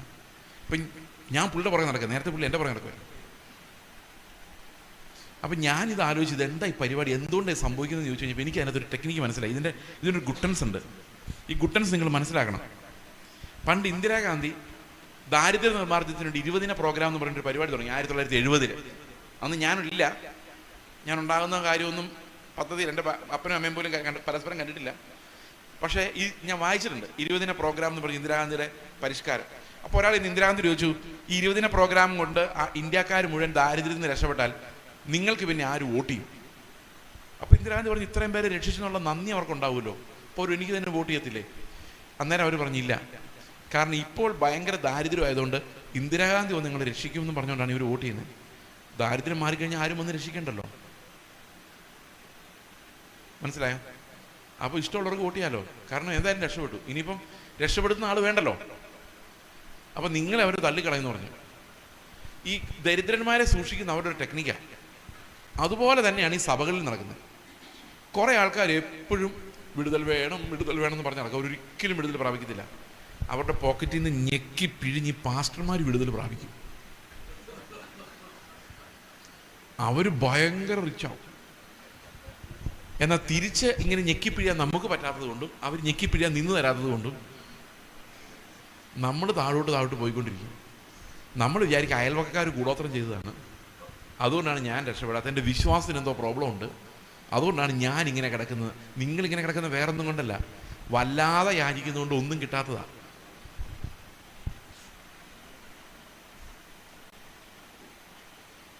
മനസ്സിലായോ? ആ ഒരു സ്പിരിച്വാലിറ്റി നിങ്ങൾ വിട്ടേ പറ്റൂ. ഏതാ? വേണം. ഞാനൊരു കഥ കൂടെ പറയാം നിങ്ങളെ ആശ്വസിപ്പിക്കാൻ വേണ്ടി. ഇത്തിരി കൂടിപ്പോയില്ലേ? ഒരു ആശ്വാസം വേണ്ടേ? 2007 എൻ്റെ ഓർമ്മ. 2007-2009 ഇടയ്ക്കാണ്. കാരണം ആ വീട് ഞാൻ ഓർക്കുക, ഞങ്ങൾ താമസിച്ചുകൊണ്ടിരുന്ന വീട്. അപ്പോൾ ഒരു ദിവസം രാവിലെ എൻ്റെ ഭാര്യ എന്നോടൊന്ന് പറഞ്ഞു ഇന്ന് ഉച്ചയ്ക്ക് വരെയുള്ള ഫുഡ് അരിയേ ഉള്ളൂ. അപ്പോൾ ഞങ്ങളുടെ വീട്ടിൽ നിന്ന് 12 പേരെ താമസിക്കുന്നത്. അപ്പോൾ ഞാൻ എന്തൊക്കെയാ ഇല്ല, അരിയില്ല. പുള്ളിക്കാർ പറഞ്ഞു അരിയില്ല, മുളകില്ല, ഉപ്പില്ല, ബാത്തിങ് സോപ്പില്ല, പേസ്റ്റ് ഇല്ല, മുളക് പൊടിയില്ല. പിന്നെ റെന്റിന് ഇന്നലെ ഓണർ വിളിച്ചായിരുന്നു, അവർക്ക് ഈ മാസം ഇത്തിരി നേരത്തെ കൊടുക്കാമോ, ഡേറ്റ് ആയി. സാധാരണ ചോദിക്കാറില്ല, ഈ പ്രാവശ്യം പുള്ളി ചോദിക്കുകയും ചെയ്തു. അപ്പോൾ ഞാൻ ചോദിച്ചു കയ്യിൽ എത്ര രൂപയുണ്ട്? പറഞ്ഞു ചില്ലറ പൈസ എല്ലാം പറക്കി 40 രൂപ, അടുത്ത കടയിൽ ഇനി ബാക്കി കടം കൊടുക്കാനുണ്ട് 40 രൂപ, കൊടുക്കാൻ പൈസയില്ല. ചില്ലറ എല്ലാം പറക്കി 1 രൂപ പോലും കയ്യില്ല. അപ്പോൾ ഞാൻ കർത്താവിനോട് ചോദിച്ചു, കർത്താവേ സമ്പാദ്യം വേണ്ടാന്ന് ഞാൻ നേരത്തെ പറഞ്ഞിട്ടുണ്ട്, പക്ഷെ അന്നൊന്നും ജീവിക്കാനുള്ള ആഹാരം എനിക്ക് തരണ്ടേ? ഈ 1.5 വയസ്സുള്ള കൊച്ച് അതിനെന്ത് കൊടുക്കും? കർത്താവ് ഒന്നും മിണ്ടിയില്ല. ഒരു പിറുപിറുക്ക, അതിനാണ് ഈ പിറുപിറുപ്പ് എന്ന് പറയുന്നത്. വൈകിട്ട് 8 മണിയായപ്പോൾ ഒരു കാറ് കൊണ്ട് നിർത്തി. ഒരു ഡോക്ടറാണ്, പുള്ളിയുടെ ചേട്ടൻ ഇപ്പോഴും അവിടെ അങ്കമാലിലുണ്ട്. ഇതേ കാറിൻ്റെ ഡിക്കി തുറന്ന് ഒരു 25 കിലോ അരി കൊണ്ടുവച്ചു. അപ്പോൾ ഞാൻ ഓർത്ത് സ്വാഭാവികം, 12 പിള്ളേരുള്ള വീട്ടിൽ അരി ഇരിക്കട്ടെ എന്ന് വിചാരിച്ച് സ്വാഭാവികമായിട്ടും കൊടുത്തു. പിന്നെ വന്ന കാര്യങ്ങളാണ് ഞെട്ടിപ്പിച്ച് കളഞ്ഞത്. ഒരു മെഡിമിക്സിൻ്റെ സോപ്പ് അന്ന് 2 രൂപ കണ്ടേ, ചെറിയ പാക്കിലെ. ഒരു പാക്കറ്റ് ഉപ്പ് 7 രൂപ 50 പൈസ അന്നത്തെ വില. മുളക് പൊടിയല്ല, മുളക്, വറ്റൽ മുളക്, അതുപോലെ വേണേ പൊടിച്ച് തിന്നോളാൻ. പേസ്റ്റ് നമ്മൾ പ്ലാസ്റ്റിക്കിനകത്ത് വരുന്ന, പ്ലാസ്റ്റിക് ചെറിയ കവറിനകത്ത് വരുന്ന 5 രൂപയുടെ പേസ്റ്റ് ഓർമ്മയുണ്ടോ? അറിയാം, അങ്ങനത്തെ ഒരു പേസ്റ്റ്. എന്താണോ ഇല്ലാത്തത് അത് മാത്രം സിംബോളിക്, ഒന്നും ആവശ്യത്തിനില്ല, എല്ലാം സിംബോളിക്. അരി മാത്രം ആവശ്യം. പുള്ളി പോകാൻ നേരത്തെ ഒരു 3000 രൂപ എടുത്തു തന്നു. ഇതിരിക്കട്ടെ, 2850 രൂപയാണ് റെൻ്റ്. പുള്ളി ഇറങ്ങിപ്പോയി. ഞാൻ തലയെ കൈവച്ച് ഇങ്ങനെ ഇരിക്കുകയാണ്. ഞാൻ അത്ഭുതപ്പെടുന്ന ഉപ്പിനെ നോക്കിയിട്ടാണ്. ആരെങ്കിലും ഇങ്ങനെ 7 രൂപയുടെ ഉപ്പ് പിടിച്ചുകൊണ്ട് കൊടുക്കും ഏതെങ്കിലും വീട്ടിൽ? ഉപ്പും മുളകും ഇല്ലാത്തത് മാത്രം. ഈ ഉള്ള ഒരു സാധനം ആകെ ഉണ്ടായിരുന്നത്, അല്ല വേണ്ടാത്തൊരു സാധനം ഉണ്ടായിരുന്നത് നമ്മുടെ തൈരുമുളക് ഉണ്ടല്ലോ, അതൊരു പാക്കറ്റാണ്. നമുക്ക് വേണ്ട, ഇല്ലെങ്കിലും കുഴപ്പമില്ല സാധനം. ഞാൻ പറഞ്ഞു, എൻ്റെ കർത്താവ് ഇത് ഭയങ്കരമായിപ്പോയി, നീ ഇങ്ങനെ ചെയ്തത്. കർത്താവ് പറഞ്ഞു, നീ എന്നോട് പിറുപിറുത്തത് കൊണ്ടാണ്. നിൻ്റെ അടുക്കളയിൽ എന്തെല്ലാം ഉണ്ട്, ഇല്ല, എത്ര അളവിലുണ്ടെന്ന് ഞാൻ കൃത്യമായിട്ട് അറിയുന്നുണ്ട്. അതറിയുന്നൊരു ദൈവത്തിൻ്റെ പിന്നാലെയാണ് നീ വന്നിരിക്കുന്നത്. അതുകൊണ്ട് നീ ഇങ്ങനെ പറഞ്ഞു ഉണർത്തിക്കേണ്ട കാര്യമില്ല. അത് ഞാൻ നിനക്ക് തന്നോളൂ. വേണമെങ്കിൽ നീ എൻ്റെ പണി നോക്കിക്കോ, ഞാൻ നിൻ്റെ പണി നോക്കിക്കോളാം. അതിനിടയിൽ നിൻ്റെ പണി നോക്കി നീ എൻ്റെ അടുത്ത് വരരുത്. അപ്പോൾ ദൈവം തരുമോയെന്ന് ചോദിച്ചാൽ തരും. പക്ഷെ നമ്മൾ ചോദിച്ചുകൊണ്ട് നിലവിളിച്ചുകൊണ്ട് നടക്കുന്ന അവിശ്വാസമാണ്. നമ്മൾ ചോദിക്കേണ്ടത് ക്രിസ്തുവിനെ പോലെ ജീവിക്കാൻ അവൻ്റെ ആത്മാവിനെയാണ്. അതാ ദൈവരാജ്യവും അതിൻ്റെ നീതി എന്ന് പറയുന്നത്. ആ നീതി സ്വർഗീയമാണ്. നമ്മുടെ പ്രാർത്ഥനകളിലും ആരാധനകളിലും ഹെഡായിട്ട് വരേണ്ടത് നമ്മുടെ ആവശ്യങ്ങളല്ല, ക്രിസ്തുവിൻ്റെ മഹത്വമാണ്. എത്ര പേർക്ക് മനസ്സിലായി? ഇന്ന് ഈ ലോകത്തിൽ വിശ്വാസികൾ കിടക്കുന്ന കുഴി ഏതാ നിങ്ങൾക്ക് മനസ്സിലായോ? അത് മനസ്സിലായില്ലെങ്കിൽ നിങ്ങൾക്കിത് മെസ്സേജ് മനസ്സിലാവില്ല. കാരണം പിന്നെയും പോയാൽ കുഴി ചാടും. കുഴിയാന്ന് മനസ്സിലാവുന്നില്ല. കാരണം എവിടെ വൈബ്രേഷൻ ഉണ്ട് അവിടെ എല്ലാം ഹല്ലേലൂയ പറയാനുള്ള ഒരു ട്രെയിനിങ്ങാണ് വിശ്വാസികൾക്ക് കൊടുക്കുന്നത്. പണ്ടെൻ്റെ ഒരു സുഹൃത്ത് പുനലൂർ AG ചർച്ചിൽ പോയി പ്രസംഗിക്കുകയാണ്. രക്ഷ വിശ്വാസത്താലാണ്, അത് കൃപയാണ്, ദാനമാണ്. വൈബ്രേഷൻ, എല്ലാവരും ഹല്ലേലൂയ. പുള്ളി പോയി. അടുത്ത ദിവസം പുള്ളി അവിടെ ആ പാസ്റ്ററെ സഹായിക്കുന്നുണ്ട്. പുള്ളി വേറൊരു പാസ്റ്റർ വന്നു. രക്ഷിക്കപ്പെടാൻ ഒരാൾ 17 പടികൾ കിടക്കണം. 18 എന്ന് പറഞ്ഞായിരുന്നേ പുള്ളി ശബരിമല കൊണ്ടുവിടായിരുന്നു. 17 പടികളിലൂടെ രക്ഷപ്പെടുന്നത്. ആ 17 എന്നുള്ള വൈബ്രേഷൻ വന്നപ്പോഴേക്കും എല്ലാവരും അവിടെ ഹല്ലേലൂയ എന്ന് പറഞ്ഞു. ഇതിലേതാ നമ്മൾ വിശ്വസിക്കും? ആർക്കറിയാം? ഇന്ന് നാളെ ഒരാൾ വന്നിട്ട് നിങ്ങൾ വിശുദ്ധ ജീവിതം നയിച്ചില്ലെങ്കിൽ സ്വർഗത്തിൽ പോകില്ല എന്ന് പറയുമ്പോൾ ഹല്ലേലൂയ നിങ്ങൾ പറയും. കാരണം എന്താ?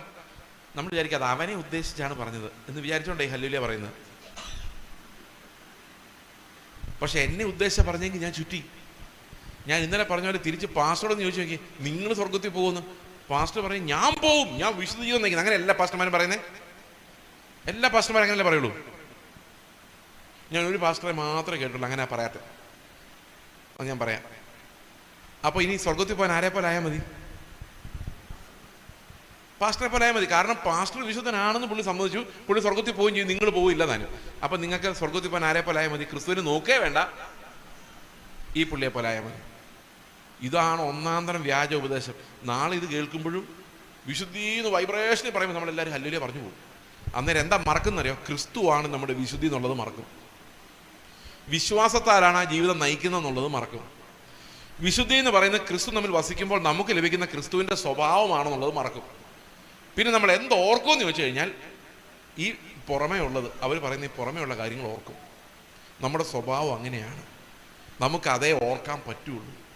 ക്രിസ്തുവിൻ്റെ കണക്ഷൻ എപ്പോഴും നമ്മുടെ ഹൃദയത്തിൽ നിന്ന് വിട്ടുപോയിക്കൊണ്ടേയിരിക്കും. അത് നമ്മളിൽ ജീവനായി മാറുന്നവരെ ഇത് പിടികിട്ടത്തില്ല. ഓക്കെ, എബ്രഹാമിൻ്റെ കഥ നമ്മൾ പറഞ്ഞുകൊണ്ടിരുന്നത്. ഈ എബ്രഹാമിൻ്റെ കഥയിൽ നമ്മൾ കാണുന്നത് അവൻ പ്രവൃത്തികളാൽ നീതീകരിക്കപ്പെട്ടു എങ്കിലും പ്രശംസിപ്പാൻ സംഗതിയുണ്ട്, എന്നാൽ ദൈവത്തിൻ്റെ സന്നിധിയിൽ ഇല്ലാതാനും. അടുത്ത വാക്യം വായിച്ചേ. അബ്രഹാം ദൈവത്തിൽ വിശ്വസിച്ചു, അത് അവന് നീതിയായി കണക്കിട്ടു. അപ്പൊ വിശ്വാസം തന്നെയാണ് എന്തായിട്ട് മാറിയത്? നീതിയായിട്ട് മാറിയത്. അടുത്ത വാക്യം.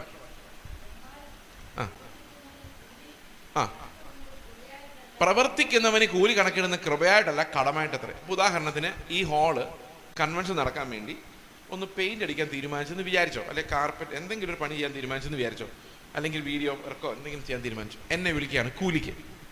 ഞാൻ ഇവിടെ വന്ന് രാവിലെ മുതൽ വൈകിട്ട് വരെ അധ്വാനിച്ചിട്ട് സാൽമൺ ബ്രദറിൻ്റെ അടുത്ത് നിന്ന് പറയാണ്, ഞാൻ പണി തീർന്നു കേട്ടോ, ഞാൻ പോവാണ്. അപ്പോൾ സാൽമൺ ബ്രദർ എനിക്ക് 1000 രൂപ എടുത്തു തരുന്നു. എന്നിട്ട് എന്നോട് പറയാണ്, ചേസ് ബ്രദറെ, ഇത് കൃപയാണെന്ന് വിചാരിച്ചാൽ മതി. ഞാൻ സമ്മതിക്കുമോ? സമ്മതിക്കില്ല. കാരണം എന്താ? ഞാൻ അധ്വാനിച്ചതാ.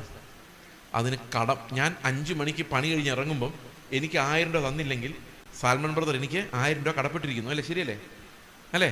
നമ്മൾ ദൈവത്തോട് പലപ്പോഴും പറയല്ലേ, ഞങ്ങൾ എന്തുമാത്രം നിനക്ക് വേണ്ടി ട്രാക്റ്റും ചുമന്നുകൊണ്ട് സുവിശേഷ വേല ചെയ്താണ്, നീ ഞങ്ങൾക്ക് കടപ്പെട്ടിരിക്കുവാണ്. കടം വീട്ട്, അവൻ ആർക്കും കടക്കാരനല്ല എന്ന് പറഞ്ഞാൽ ഞാൻ ചെയ്തതിനെല്ലാം ദൈവം എനിക്ക് പൈസ തരണം. ഇപ്പൊ പ്രവൃത്തിക്ക് പ്രതിഫലമായി വരുന്നതൊന്നും കൃപയല്ല, പിന്നെന്താണ്? ആള് കടം വീട്ടുന്നതാണ്. ഇനി അടുത്ത വാക്യം വായിച്ചു നോക്കി.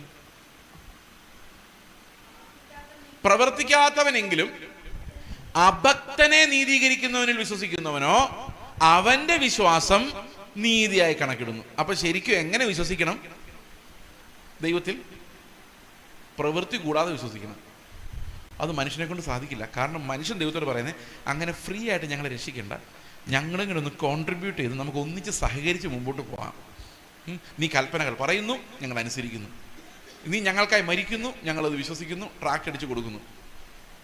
അങ്ങനെ ഒരു സഹകരണ സംഘമായിട്ട് മുമ്പോട്ട് പോയി അങ്ങനെ മതി. ഞങ്ങൾ അഭിമാനികളാണ്, നീ സൗജന്യമായിട്ട് തരുന്നതൊന്നും ഞങ്ങൾ വാങ്ങിക്കുന്നില്ല. പക്ഷെ അങ്ങനെ പറയുന്നവനെല്ലാം ദൈവത്തിൽ നിന്ന് എന്താ ചോദിക്കുന്നത്? പ്രവൃത്തിക്ക് പ്രതിഫലം ചോദിക്കുന്നത്, കൃപയല്ല ചോദിക്കുന്നത്. ഇനി കൃപ ചോദിക്കുന്ന ആൾ എന്താ പറയുന്നറിയോ? കൃപ ചോദിക്കുന്ന ആൾ പറയുന്നത് എങ്ങനെയാണ്? അയ്യോ, ഞാൻ അരിഷ്ട മനുഷ്യൻ. നിനക്ക് ഏതെങ്കിലും ഒരു മനുഷ്യനെ, എന്നെ രക്ഷിക്കാൻ സാധിക്കണമെങ്കിൽ, ഒരു വകയ്ക്കൊള്ളാത്ത ആൾക്കാരെ രക്ഷിക്കാൻ നിനക്കൊരു പദ്ധതി വേണം. ഞാൻ അതുപോലത്തെ ഒരുത്തനാണ്. എനിക്കൊന്നും പുകഴാനില്ല, പ്രശംസ കട്ടാണ്. അതുകൊണ്ട് ഞാൻ അഭക്തനും കൊള്ളരുതാത്തവനുമാണ്. കർത്താവ്, അങ്ങനെ നിനക്ക് എന്നെ നീതീകരിക്കാൻ പറ്റുമോ? നീതിമാനാക്കി മാറ്റാൻ പറ്റുമോ? അങ്ങനെ പറ്റുമെന്നുള്ള വിശ്വാസമാണ് എന്നെ നീതീകരിക്കുന്നത്. അതായത് എന്നിലൊരു പ്രശംസയും ഇല്ലാത്ത വിശ്വാസം.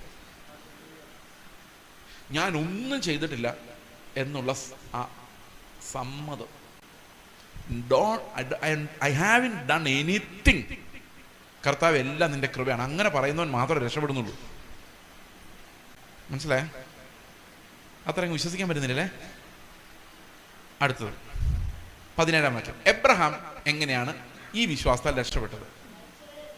മരിച്ചവരെ ജീവിപ്പിക്കുകയും ഇല്ലാത്തതിന് ഉള്ളതുപോലെ വിളിച്ചു വരുത്തുകയും ചെയ്തവനായി താൻ വിശ്വസിച്ച ദൈവത്തിൽ. അപ്പം എബ്രഹാം എന്താ വിശ്വസിച്ചത്? 2 കാര്യങ്ങളാണ്. മരിച്ചവരെ ഉയർപ്പിക്കുകയും ഇല്ലാത്തതിനെ ഉള്ളതുപോലെ വിളിച്ചു വരുത്തുകയും ചെയ്യുന്നവൻ. ഇത്രയും വിശ്വസിച്ചപ്പോഴേക്കും എബ്രഹാം ആരായി മാറി? നീതിമാനായി മാറി. അവൻ ദൈവത്തിൽ വിശ്വസിച്ചത് അവന് നീതിയായി കണക്കിട്ടു. അതെങ്ങനെ സംഭവിച്ചു? എബ്രഹാം ആദ്യം വളരെ ബലഹീനനായ ഒരു മനുഷ്യനായിരുന്നു. എബ്രഹാമും ഭാര്യയായിട്ട് പോകുമ്പോൾ അബിമേലെക്ക് എബ്രഹാമിന്റെ ഭാര്യയെ തട്ടിക്കൊണ്ടു പോകുന്ന ഒരു പേടി ഉണ്ടായപ്പോൾ എബ്രഹാം എന്താ പറഞ്ഞെന്നറിയാമോ? ഭാര്യയോട് എന്താ പറഞ്ഞേ? സഹോദരിയാന്ന് പറയണം. എന്തുകൊണ്ടാ? അപ്പോൾ എബ്രഹാം ശരിക്കും സാറയുടെ എന്താ പറഞ്ഞെന്നറിയോ? നിന്നെ എന്തായാലും അവർ കൊണ്ടുപോകും, നീ സഹോദരനാ ഞാൻ എന്ന് പറയാൻ എനിക്കെങ്കിലും എൻ്റെ തടി രക്ഷിക്കാം. ഭർത്താവ് എന്ന് പറഞ്ഞ് എന്നെ കൊന്നിട്ട് കൊണ്ടുപോകും, സഹോദരി എന്ന് പറഞ്ഞ് എന്നെ കൊല്ലാതെ കൊണ്ടുപോകും. അപ്പം നീ പോകുന്ന വഴിക്ക് എന്നെ രക്ഷിച്ചിട്ട് പോകണം. ഏതെങ്കിലും ഭർത്താവ് അങ്ങനെ പറഞ്ഞാൽ ഭാര്യമാർ സമ്മതിക്കുമോ? എന്നൊരു ആലോചിച്ച് നോക്കി. അപ്പോൾ എബ്രഹാം ഭാര്യയെ രക്ഷിക്കാനല്ല ശ്രമിക്കുന്നത്, സ്വന്തം തടി രക്ഷിക്കാനാണ് ശ്രമിക്കുന്നത്. അതാണ് എബ്രഹാമിൻ്റെ കപ്പാസിറ്റി. അത്രേ പറ്റൂ. ഇനി എബ്രഹാമിനോട് ദൈവം പറഞ്ഞു, നിന്റെ സന്തതി ആകാശത്തിലെ നക്ഷത്രങ്ങൾ പോലെ ആകും. വിശ്വസിച്ചില്ല. വിശ്വസിച്ചും തോന്നി, വിശ്വാസം ഉള്ളിൽ ഉണ്ടായി. പക്ഷെ പിന്നെയും ആൾക്കാർ വിചാരിക്കുക, വിശ്വാസം മാത്രം മതിയോ ബ്രദറെ, കുറച്ച് പ്രവൃത്തി കൂടെ വേണ്ടേ? ഹാഗാർ പറഞ്ഞു, ചുമ്മാ വിശ്വസിച്ചുകൊണ്ടിരുന്നിട്ട് കാര്യമൊന്നുമില്ല, കുറച്ചങ്ങ് പ്രവർത്തിക്കണം. എന്ത് ചെയ്യണം? ഞാൻ ഹാഗാറിനെ നിന്റെ അടുത്തേക്ക് വിട്ടേക്കാം. സാറാ പറയാം, ഓക്കെ എന്നാൽ പിന്നെ ആയിക്കോട്ടെ. വിശ്വാസം പ്ലസ് പ്രവൃത്തി. വിശ്വാസം ദൈവം തന്നത്, പ്രവൃത്തി ഞാൻ ഉണ്ടാക്കിയത്. അവസാനം ആരാ ഉണ്ടായത്? ഇസ്മായിൽ. ആ പ്രതിസന്ധി ഇന്നേ വരെ ലോകത്തിൽ നിന്ന് മാറിയിട്ടില്ല. ഇപ്പോഴും ആ പ്രതിസന്ധി അങ്ങനെ കിടക്കുക. ഇസ്മായിൽ അന്നുണ്ടായ പ്രതിസന്ധി മാറിയിട്ടില്ല. മനുഷ്യൻ രക്ഷയോട് വാഗ്ദത്തങ്ങളോട് സ്വന്തം പ്രവൃത്തികൾ ആഡ് ചെയ്തപ്പോൾ വന്ന സംഭവമാണ്. എന്നാൽ അവസാനം കർത്താവ് കൊണ്ട് പറയാണ്, ഇന്ന് ഈ പ്രവൃത്തി എന്ന് പറഞ്ഞുകൊണ്ട് ഉണ്ടാക്കുന്ന മുഴുവൻ ഇസ്മായിലുകളാണ്. എല്ലാ ശല്യമാണ്, എല്ലാ പ്രസ്ഥാനങ്ങൾ, ഇലക്ഷനായി, അടിയായി, പിടിയായി, ഇതെല്ലാം മനുഷ്യൻ ദൈവത്തിന് വേണ്ടി വൈബ്രേഷനോട് പ്രവർത്തിച്ചതാണ്. എല്ലാം പൊട്ടി.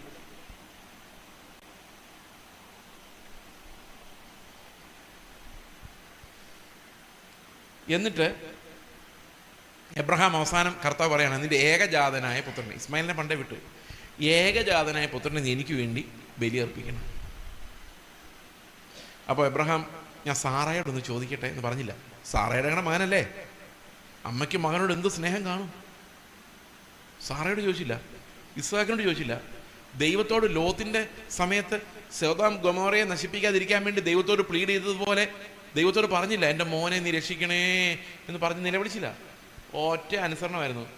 ഇതാ യാഗം അർപ്പിക്കാൻ വേണ്ടി കൊച്ചിനെ പിടിച്ചുകൊണ്ടൊരു പോക്കാണ്. അപ്പോൾ പഴയ എബ്രഹാമല്ല, ഈ വിശ്വാസം പുള്ളിനെ ആരാക്കി മാറ്റിയായിരുന്നു? ഒരു നീതിമാനാക്കി മാറ്റിയായിരുന്നു.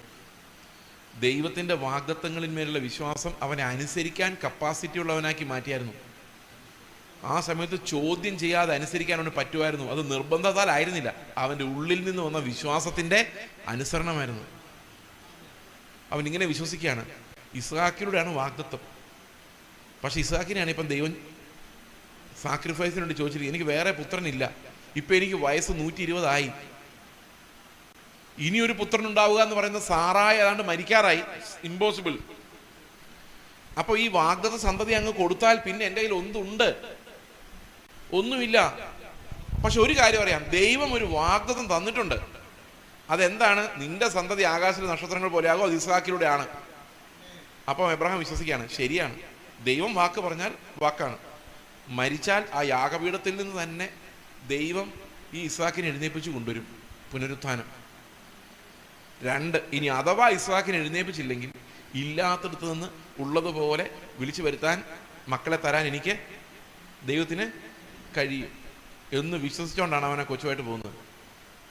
എബ്രായ ലേഖനത്തിൽ പറയുന്നത് ഈ 2ഉം എബ്രഹാം പ്രാപിച്ചു. 1, പുനരുത്ഥാനത്തിൽ എന്ന പോലെ അവൻ ഇസ്ഹാക്കിനെ മടക്കി പ്രാപിച്ചു. അപ്പോൾ പുനരുത്ഥാനത്തിലുള്ള വിശ്വാസം ആദ്യം കാണുന്ന എബ്രഹാമില്ല പഴയ നിയമത്തിൽ. 2,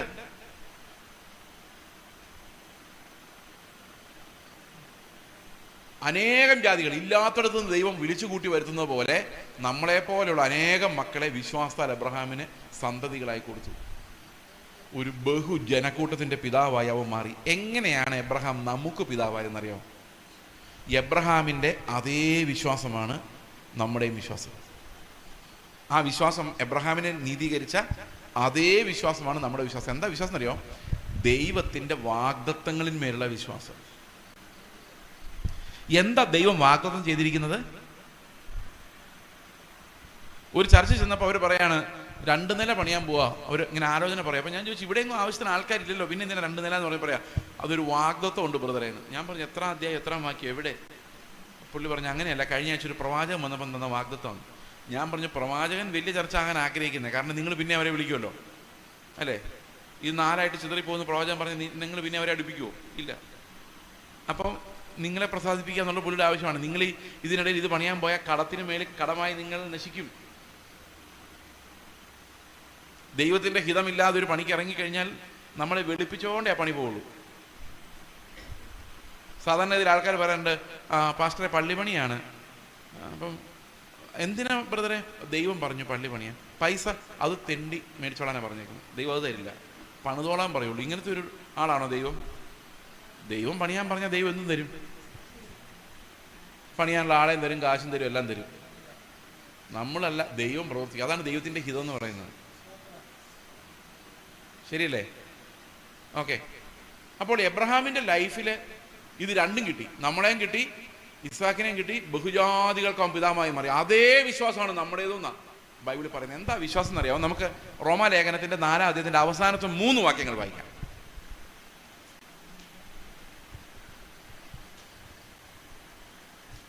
വായിച്ചോ? അവന് കണക്കിട്ടു എന്ന് എഴുതിയിരിക്കുന്നത് അവനെ സംബന്ധിച്ച് മാത്രമല്ല, നമ്മെ വിചാരിച്ചും കൂടി ആകുന്നു. അപ്പൊ എബ്രഹാം എങ്ങനെ നമുക്ക് പിതാവായത്? അവൻ എങ്ങനെയാണോ വിശ്വാസം നീതിയായി കണക്കിട്ടു, അവന് കണക്കിട്ടു എന്ന് പറയുന്നത് അവന് മാത്രമല്ല, അത് നമ്മളെ സംബന്ധിച്ചും കൂടെ ആകുന്നു. അടുത്ത വാക്യം, നമ്മുടെ അതിക്രമങ്ങൾ നിമിത്തം മരണത്തിന് ഏൽപ്പിക്കപ്പെട്ടു. ഇതാണ് ഫെയ്ത്ത് എന്ന് പറയുന്നത്. അല്ലാതെ കാറ് വരും വീട് വരും എന്നുള്ളതല്ല.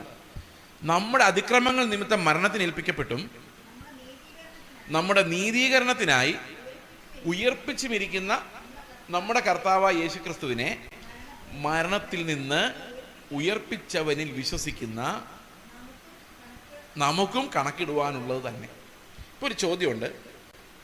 ഒരു ചോദ്യം ഞാൻ നിങ്ങളോട് ചോദിക്കുകയാണ്. യേശുക്രിസ്തു തന്നെ എഴുന്നേറ്റ് പോയതാണോ മരണത്തിൽ നിന്ന്, അതോ പിതാവ് അവനെ എഴുന്നേൽപ്പിച്ചതാണോ? പറ. പിതാവ് എഴുന്നേൽപ്പിച്ച. പക്ഷെ യേശുക്രിസ്തുവിന് തന്നെ എഴുന്നേൽക്കാൻ പറ്റുമായിരുന്നു, അല്ലേ? കർത്താവ് പറഞ്ഞില്ല, ഈ മന്ദിരം പൊളിപ്പിൻ, ഞാൻ 3 ദിവസം കൊണ്ട് ഇതിനെ പണിയും. ആര് പണിയെന്ന് പറഞ്ഞേ? കർത്താവ് പണിയെന്ന് പറഞ്ഞേ, അല്ലേ? അതുപോലെ കർത്താവ് പറഞ്ഞു, എൻ്റെ ജീവൻ വെക്കാനും എടുക്കാനും എനിക്ക് അധികാരമുണ്ട് എന്ന് പറഞ്ഞു കഴിഞ്ഞാൽ അതിനർത്ഥം എന്താ? കർത്താവിന് തന്നെ പോകാൻ പറ്റുമായിരുന്നു. പക്ഷെ കർത്താവ് അത് ചെയ്തില്ല. അതിന് പകരം എന്ത് ചെയ്തു? പിതാവിനോട് നിലവിളിച്ച് പ്രാർത്ഥിച്ചു. തന്നെ മരണത്തിൽ നിന്ന് രക്ഷിക്കാൻ കഴിയുന്നവനോട് ഉറച്ച് നിലവിളിയോടും കണ്ണുനീരോടും കൂടി അഭയാചനയും കഴിച്ച് പറഞ്ഞ്, കർത്താവേ, പിതാവേ, എന്നെ മരണത്തിൽ നിന്ന് രക്ഷിക്കണേ എന്ന് നിലവിളിച്ചു. അലറിക്കരഞ്ഞു. എന്തിനു വേണ്ടിയാ? കർത്താവ് ഒറ്റയ്ക്ക് പോകണമെങ്കിൽ പോയാൽ മതിയായിരുന്നു. പക്ഷെ അവൻ എൻ്റെ പുരോഹിതനായിട്ടാണ് മരിക്കുന്നത്. അപ്പോൾ കർത്താവ് മരിക്കുമ്പോൾ ഒരു യാഗമാണ് പിതാവിൻ്റെ മുമ്പിൽ. പിതാവിനോട് പറയാ, ഈ യാഗം നീ സ്വീകരിക്കണം, എന്നെ എഴുന്നേൽപ്പിക്കണം. അപ്പോൾ പിതാവ് നോക്കുമ്പോൾ ആരൊക്കെ ഉണ്ട് ഈ യാഗത്തിനകത്ത്? ഒരു കാരണവശാലും സ്വർഗത്തിൽ കയറ്റാൻ കൊള്ളാത്ത കുറെ വൃത്തികെട്ട മനുഷ്യർ. അവരെയും കൊണ്ടാണ് കർത്താവ് നിലവിളിക്കുന്നത്, എന്നെ അങ്ങ് കയറ്റണേ എന്ന്. പിതാവ് ഒന്ന് ആലോചിച്ച് നോക്കിയ സംഭവം. അപ്പോൾ പിതാവിനോട് പറയാം, നീ എന്നെ എഴുന്നേൽപ്പിക്കണം, ഞാൻ ഇത്രയും പേർക്ക് വേണ്ടിയാണ് മരിച്ചിരിക്കുന്നത്, ഇതിനകത്ത് ചെയ്സ് ഉണ്ട്. ഒയ്യോ, ചെയ്സ് ഇവനുമുണ്ട്, ഇവനെല്ലാം സ്വർഗത്തിൽ കയറണം. അപ്പോൾ കർത്താവ് എനിക്ക് വേണ്ടി കഴിച്ച യാഗം പിതാവ് അംഗീകരിച്ചാൽ നമ്മളെല്ലാവരും അകത്താം. ശരിയല്ലേ? അപ്പോൾ ഏലിയാവിൻ്റെ യാഗം പിതാവ് ദൈവം തീ അയച്ച് അംഗീകരിച്ച പോലെ ക്രിസ്തു നമുക്കായി കഴിച്ച യാഗം പിതാവ് അവനെ മരണത്തിൽ നിന്ന് എഴുന്നേൽപ്പിച്ചുകൊണ്ടാണ് അംഗീകരിക്കുന്നത്. അപ്പോൾ അവൻ എഴുന്നേറ്റു എന്ന് പറഞ്ഞതിന് അർത്ഥം എന്താ? പിതാവ് നമ്മളെല്ലാവരെയും ഉയർത്തെഴുന്നേൽപ്പിച്ചു എന്നതിൻ്റെ അർത്ഥം. സമ്മതിച്ചോ? മനസ്സിലായോ? നമുക്ക് വേണ്ടി കർത്താവ് കഴിച്ച യാഗം പാസ്സായി. പിതാവ് അതിനകത്ത് സൈനിട്ടു, നമ്മുടെ നീതീകരണത്തിനായി. ഇപ്പൊ പിതാവ് പറഞ്ഞു, ആർക്കൊക്കെ വേണ്ടി ഈ പുത്രൻ മരിച്ചോ അവരെല്ലാം ഞാൻ നീതിമാൻ എന്ന് പ്രഖ്യാപിച്ചിരിക്കുന്നു. കാരണം അവന്റെ രക്തം ഇവരുടെ പാപങ്ങളെ കഴുകി മാറ്റിയിരിക്കുന്നു. മനസ്സിലായോ? അപ്പോൾ പിതാവ് നീതീകരിക്കുന്ന ആരെയാണ്? പുത്രന്റെ മരണത്തിലൂടെ അപ്പുറത്ത് ചാടിയവരെ. അവരെ ദൈവം ഡിക്ലെയർ ചെയ്യാണ് ഇവൻ നീതി. അതുകൊണ്ട് അവൻ നമ്മുടെ നീതീകരണത്തിനായി ഉയർത്തെഴുതി. നമ്മുടെ അതിക്രമങ്ങൾ നിമിത്തം മരിച്ചും. റോമാലേഖനം 10:11 വായിക്കുമ്പോൾ അവിടെ എഴുതിയിട്ടുണ്ട്, 10-ാം വാക്യം 10:10 എഴുതിയിട്ടുണ്ട്, അവൻ നീതിക്കായി ഹൃദയം കൊണ്ട് വിശ്വസിക്കുകയും. ഹൃദയം കൊണ്ട് എന്താ വിശ്വസിക്കേണ്ടേ? പിതാവ് അവനെ മരിച്ചവരുടെ നിന്ന് ഉയർപ്പിച്ചു എന്ന് വിശ്വസിക്കുന്ന എന്തിനു വേണ്ടിയാ? നീതിക്കായി. കാരണം നമ്മളെ എഴുന്നേൽപ്പിക്കുമ്പോൾ, ക്രിസ്തുവിനെ എഴുന്നേൽപ്പിക്കുമ്പോൾ നമ്മുടെ പാപങ്ങൾ കഴുകി എന്നാണ് അതിൻ്റെ അർത്ഥം. കാരണം അവൻ നമുക്ക് വേണ്ടിയാണ് ആ യാഗം കഴിച്ചത്. മനസ്സിലായോ? എത്ര പേർക്ക് വിശ്വാസമുണ്ട്? വിശ്വാസമുണ്ടോ? അപ്പോൾ നമുക്ക് ആദ്യം വേണ്ട ഉറപ്പ് എന്താണെന്നറിയോ?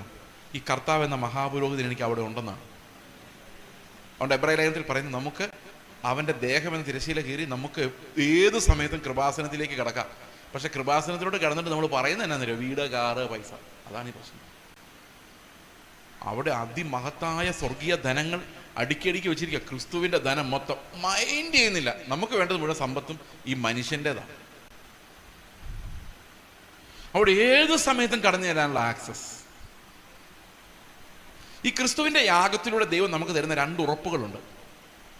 എന്തൊക്കെയാണ് ക്രിസ്തുവിൻ്റെ യാഗത്തിലൂടെ ദൈവം നമുക്ക് തരുന്ന 2 ഉറപ്പുകൾ? 5 മിനിറ്റ് കൊണ്ട് പറഞ്ഞു തീർക്കാൻ പറ്റും എന്ന് ഞാൻ വിചാരിക്കുന്നു. ഏത് മഹാപുരോഹിതനും ചെയ്യുന്ന 2 കാര്യങ്ങളുണ്ട്. എന്തൊക്കെയാണ്? ഒന്ന് യാഗം കഴിക്കുന്നു, മറ്റൊന്ന് മധ്യസ്ഥത അപേക്ഷിക്കുന്നു. ജനത്തിന് വേണ്ടി ഇടിവിൽ നിൽക്കും. ഇത് 2 പുരോഹിതന്മാർ എപ്പോഴും ചെയ്യുന്നത്. ശരിയാണോ? ഓക്കെ. ക്രിസ്തുവിൻ്റെ യാഗത്തെ ഒരു നിമിഷം ഓർത്ത് നോക്കിയേ. എബ്രായ ലേഖനം 13-ാം അധ്യായത്തിന്റെ 11-ാം വാക്യം വായിച്ചേ. മഹാപുരോഹിതൻ രക്തം വിശുദ്ധ മന്ദിരത്തിലേക്ക് തളിക്കുവാനായി കൊണ്ടുപോകുന്ന മൃഗങ്ങളുടെ ഉടൽ പാളയത്തിന് പുറത്തു വെച്ച് ചുട്ടുകളയുന്നു. അടുത്ത വാക്യം എന്താ? അങ്ങനെ യേശുവും സ്വന്തം രക്തത്താൽ ജനത്തെ വിശദീകരിക്കേണ്ടതിന് നഗരവാതിലിന് വെളിയിൽ വെച്ച് കഷ്ണം സഹിച്ചു. അപ്പോൾ ഒരു കാര്യം നമ്മൾ ആ പിക്ചർ ഒന്ന് ആലോചിച്ച് നോക്കി. ഒരു മഹാപുരോഹിതൻ യാഗമർപ്പിക്കാൻ വേണ്ടി അർപ്പിക്കാൻ വേണ്ടി രക്തവുമായിട്ട് വിശുദ്ധ മന്ദിരത്തിലേക്ക് പോകുന്നു. ആ സമയത്ത് ആ മൃഗം എന്ത് ചെയ്യുന്നു? മൃഗത്തിൻ്റെ ശരീരം വെളിയിൽ ചുട്ടുകളയുന്നു. അപ്പോൾ ശരീരം ഒരിടത്ത്, രക്തം അർപ്പിക്കുന്ന വേറൊരിടത്ത്. അങ്ങനെയല്ലേ? അല്ലേ? ഒന്ന് പാളയത്തിന് പുറത്തും മറ്റൊന്ന് ആലയത്തിലുമാണ്. അടുത്ത വാക്യത്തിൽ പറയുകയാണ്, യേശു ക്രിസ്തു തൻ്റെ രക്തത്താൽ നമ്മളെ രക്ഷിക്കേണ്ടതിന് എന്ത് ചെയ്തു? നഗരവാതിലിന് വെളിയിൽ വെച്ച് കഷ്ടം അനുഭവിച്ചു. അപ്പോൾ ആ മൃഗത്തെ പോലെ കർത്താവ് എന്ത് ചെയ്തു? പാളയത്തിന് പുറത്ത് നഗരവാതിലിന് വെളിയിൽ അവൻ്റെ ശരീരം തകർക്കപ്പെട്ടു. അപ്പം രക്തം എവിടെ അർപ്പിച്ചത്? വേറൊരു സ്ഥലത്ത്, അല്ലേ? അതെവിടെയാ? 9-ാം അധ്യായത്തിന്റെ 11-ാം വാക്യം വായിച്ചേ. 9:11. ക്രിസ്തുവോ വരുവാനുള്ള നന്മകളുടെ മഹാപുരോഹിതനായി വന്നിട്ട് കൈപ്പണിയല്ലാത്തതായി എന്ന് പറഞ്ഞാൽ മനുഷ്യനുണ്ടാക്കാത്ത, ഈ സൃഷ്ടിയിൽ ഉൾപ്പെടാത്തതും വലിപ്പവും തികവുമുള്ളൊരു കൂടാരത്തിൽ കൂടി ആട്ടുകൊറ്റന്മാരുടെ പശുകിടാങ്ങളുടെ രക്തത്താലല്ല, തൻ്റെ സ്വന്തം രക്തത്താൽ തന്നെ ഒരിക്കലായി പ്രവേശിച്ച് എന്നേക്കുമായുള്ളൊരു വീണ്ടെടുപ്പ് സാധിപ്പിച്ചു. ഇതാണ് മൽക്കിസദേക്കിന്റെ പൗരോഹിത്യം എന്ന് പറയുന്നത്. ഒറ്റ യാഗമാണ്. അതെവിടെ അർപ്പിച്ചതെന്നറിയോ? നിത്യമായൊരു കൂടാരത്തിൽ. ഈ നിത്യമായ കൂടാരത്തിൽ അത് അർപ്പിച്ചാലുള്ള പ്രത്യേകത എന്താണെന്നറിയോ? നമ്മളെപ്പോൾ നോക്കിയാൽ അവിടെ ടൈം ഇല്ലാത്തത് കൊണ്ട് എപ്പോഴും ഈ രക്തം നമ്മോട് സംസാരിച്ചുകൊണ്ടേയിരിക്കും ഗുണകരമായി. നമ്മുടെ ടൈമില്ല, അത് എറ്റേണലിയാണ് അർപ്പിക്കപ്പെട്ടിരിക്കുന്നത്. അപ്പോൾ നമുക്ക് ദുർമനസാക്ഷിയുടെ ആവശ്യമില്ല. എപ്പോൾ വേണമെങ്കിലും ഈ കൃപാസനത്തിലോട്ട് എന്നാൽ മതി. കർത്താവേ ഞാൻ പോക്കാണല്ലോ. അവിടെ നമുക്ക് വാഷിങ് എപ്പോഴും ഉണ്ട്. ആ വാഷിങ് ഒരിക്കലും ഇല്ലാതെ പോകുന്നില്ല. അയ്യോ ഞാൻ പോയെന്ന് ആരും ചിന്തിക്കേണ്ട. ഏത് സമയത്തും തിരിച്ച് കർത്താവിൻ്റെ അടുത്തോട്ടിയല്ല. ഇതാണ് മൽക്കിസദേക്കിന്റെ പൗരോഹിത്യം. നിത്യതയിൽ അർപ്പിക്കപ്പെട്ട പൗരോഹിത്യമാണ്. എറ്റേണലാണ്, ഒരിക്കലും അതിന് മാറ്റം. ഇതാണ് നമ്മുടെ ഒരു പ്രത്യാശയുടെ ബലം. ഒരു കാര്യം. രണ്ടാമത്തെ കാര്യം എന്നറിയാമോ? താൻ മുഖാന്തരമായി, താൻ എന്നേക്കും ജീവിക്കുന്നവനാകയാൽ താൻ മുഖാന്തരമായി ദൈവത്തോട് അടുക്കുന്നവരെ വേണ്ടി പക്ഷപാതം ചെയ്യുവാൻ എന്നേക്കും ജീവിക്കുന്നവനാകയാൽ അവരെ പൂർണ്ണമായും രക്ഷിക്കാൻ അവൻ ശക്തനാകും എന്ന് പറഞ്ഞു കഴിഞ്ഞാൽ, ഞാൻ നിങ്ങൾക്ക് വേണ്ടി പ്രാർത്ഥിച്ചാൽ ദൈവം കേൾക്കുമോ? നിങ്ങൾ തന്നെ പ്രാർത്ഥിച്ചാലാണോ ദൈവം പെട്ടെന്ന് കേൾക്കുന്നത്? എല്ലാം കണക്കാ. യേശു ക്രിസ്തുവിലൂടെ മാത്രമേ പ്രാർത്ഥന കേൾക്കുള്ളൂ. പ്രത്യേകിച്ച് അവൾ പ്രാർത്ഥിച്ചുകൊണ്ട് പ്രയോജനമൊന്നുമില്ല. കാരണം ക്രിസ്തു എന്ന ഏക മധ്യസ്ഥൻ മാത്രമേ ഉള്ളൂ. എന്നാൽ പെന്തക്കോസ്തുകാർക്കും കത്തോലിക്കർക്കും തമ്മിലൊരു വലിയ സാമ്യമുള്ള എന്താണെന്ന് വെച്ച് കഴിഞ്ഞാൽ, പെന്തക്കോസ്തുകാർ കത്തോലിക്കർ ഡയറക്റ്റ് യേശു ക്രിസ്തുവിൻ്റെ അടുത്ത് ചെല്ലുകയല്ല, അവർ പുണ്യാളന്മാർ വഴി ചെല്ലുള്ളൂ. ശരിയല്ലേ?